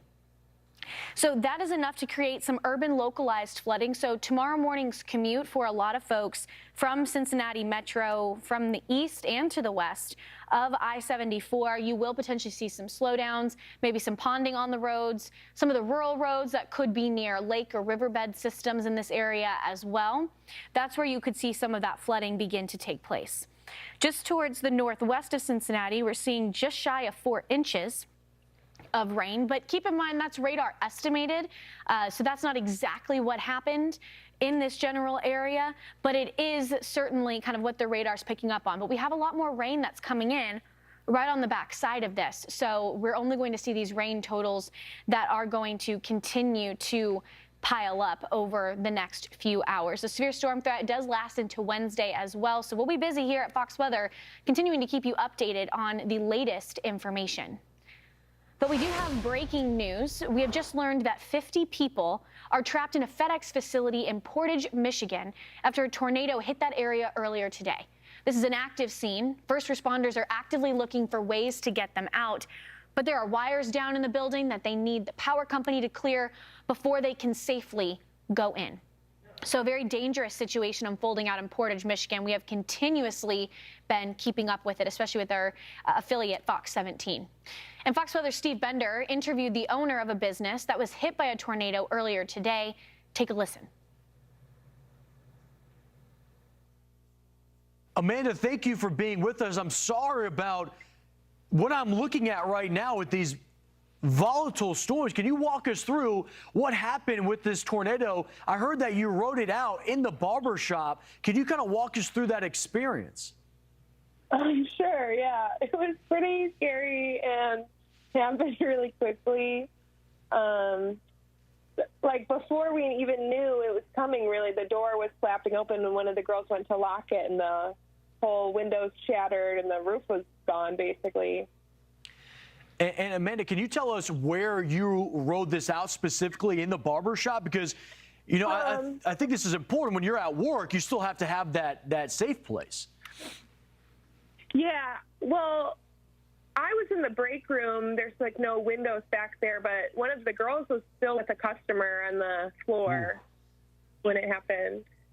That's terrifying. And I'm looking at these visuals. You can see the entire roof was ripped and all that insulation dumped. But when we take a look at the storefront, the visuals, it looks like just to the right of Jude's, that was ripped apart. Is that still part of the barber shop, or is that a neighboring business? Those are neighboring businesses. Have you been able to hear from them if they are okay and what happened? Yeah, everyone came out and they were all okay. The place to the left, the girls were stuck inside for a little bit, but everyone made it out. Can you walk us through, Amanda, quickly, what time frame was this? You know, it was probably around 6 o'clock. Okay, so yeah, still very active, right? You had a customer? Yeah.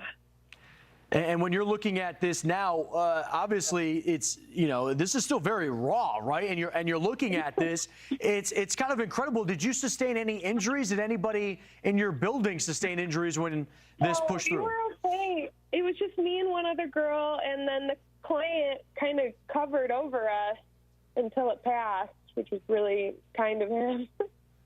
So when you're looking at this now, Amanda, what's next? I think a lot of times people wonder, how do you process this? Does this mean for you, I mean, obviously today is done with, what is the talk of what awaits for you for after this?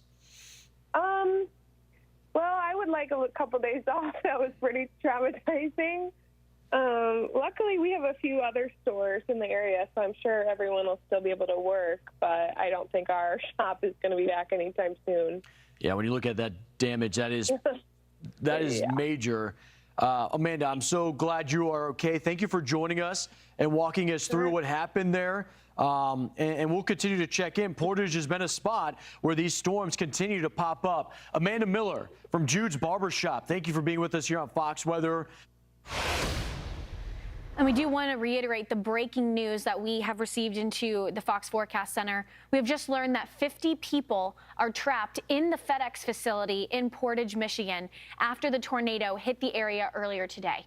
This is an active scene with first responders actively looking for ways to get them out. But there are wires down in the building, and they need the power company to be able to clear them before they can safely go in. We will bring you the latest updates as we get them, but currently, again, 50 people trapped in the FedEx facility that you are seeing right here on your screen. And the severe weather continues. We're looking over the past 6 hours for Portage, the area where the FedEx facility is located. We're showing you multiple trees and power lines down. Another report of trees and power down. FedEx building damaged with that possible tornado. In the grand scheme of things of where Portage is at and where that report was, just towards the northeast. Here are where the storms lie now. We do have a couple active tornado warnings, both of which look to just be indicating there's a little bit of rotation, but nothing of immediate concern. We do have tornado watches that are in place until 3 a.m. Eastern time as we get towards the Eastern time zone into Kentucky, 2 a.m. for folks out in the Central time, 4 a.m. Eastern for far eastern Ohio and into portions of West Virginia. So the threat will be active into the overnight hours. Turn your phone on. Make sure you have your Fox Weather alerts turned on. You can get alerted if you do have any active systems overhead before you head to bed. But the threat continues into Wednesday. We will have that threat for tornadoes, damaging wind and hail that will persist, and then it reaches the I-95 corridor into Thursday. For the I-95, we are primarily going to be looking at the threat for damaging wind and large hail. Here's how the Wednesday severe threat shapes up. The tornado possibility is actually a little bit higher than we had today. Today was more of a conditional threat. If there was enough diurnal heating, if the atmosphere could get enough energy, it certainly did. And by Wednesday, we're expecting the same thing to happen, a wash, rinse, and repeat situation. However, the area under the gun for tornadoes, a little farther down towards the south. The way the exclusive Fox model shows you, we will have these discrete storms begin to congeal more together into more of an MCS-type system as it heads towards the mid-Atlantic. Then we've got this large area of weather pop up by Wednesday, 4 p.m. Central Time. This is your severe weather threat. But notice it expands hundreds of miles from Texarkana into the Ohio River Valley. We'll bring you the latest on yesterday, today, and tomorrow when we return.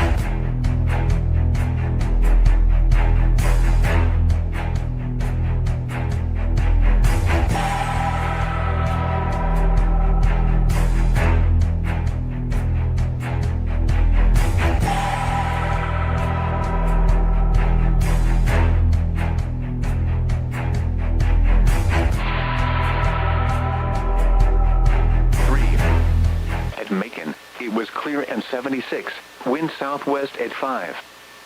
At Columbus, it was clear and 80, wind southwest at 7. At Birmingham, it was cloudy and 81, wind southwest at 9. At Rome, it was cloudy and 74, wind calm. At Chattanooga, it was cloudy and 75, wind south at 5. At Asheville, it was mostly cloudy and 70, wind variable at 3. At Augusta, it was partly cloudy and 70, wind calm. There is one new severe thunderstorm warning for Island, Illinois. It was clear and 79, wind south at 9 gusting to 20.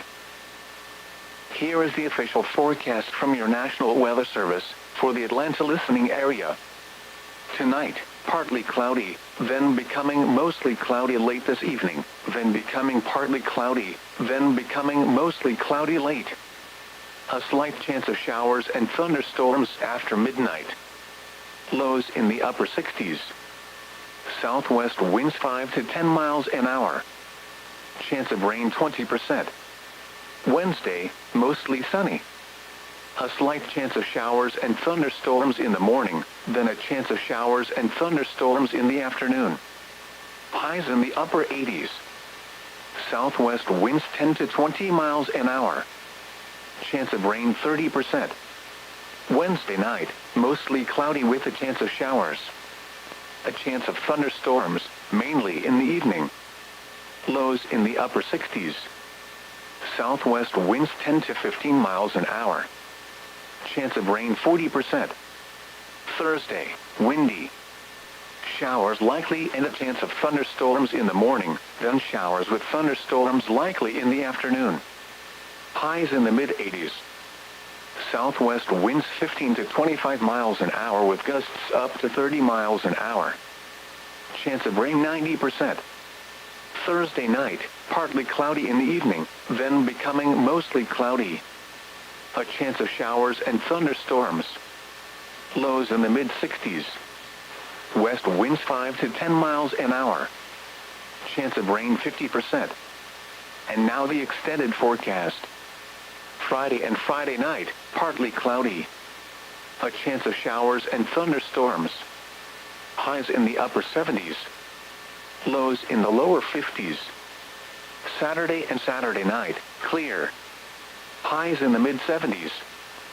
Lows in the lower 50s.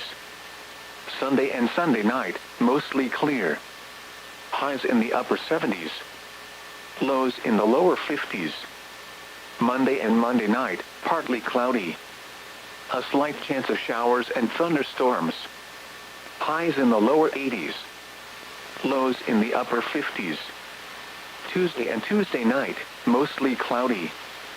A chance of showers and thunderstorms. Highs in the upper 70s. Lows around 60. For more detailed weather, water, and climate information, please visit our website at weather.gov/Atlanta. Here is the hazardous weather outlook. This hazardous weather outlook is for portions of north and central Georgia. For tonight, isolated thunderstorms are possible across far northern Georgia tonight. An isolated strong thunderstorm cannot be ruled out. Strong wind gusts, frequent lightning, and small hail will be the main hazards with any stronger storms. And now the extended outlook for the period Wednesday through Monday. Periods of thunderstorm activity will continue in the region through Friday. The highest risk of severe weather is expected in the region between Wednesday evening and Thursday night. Damage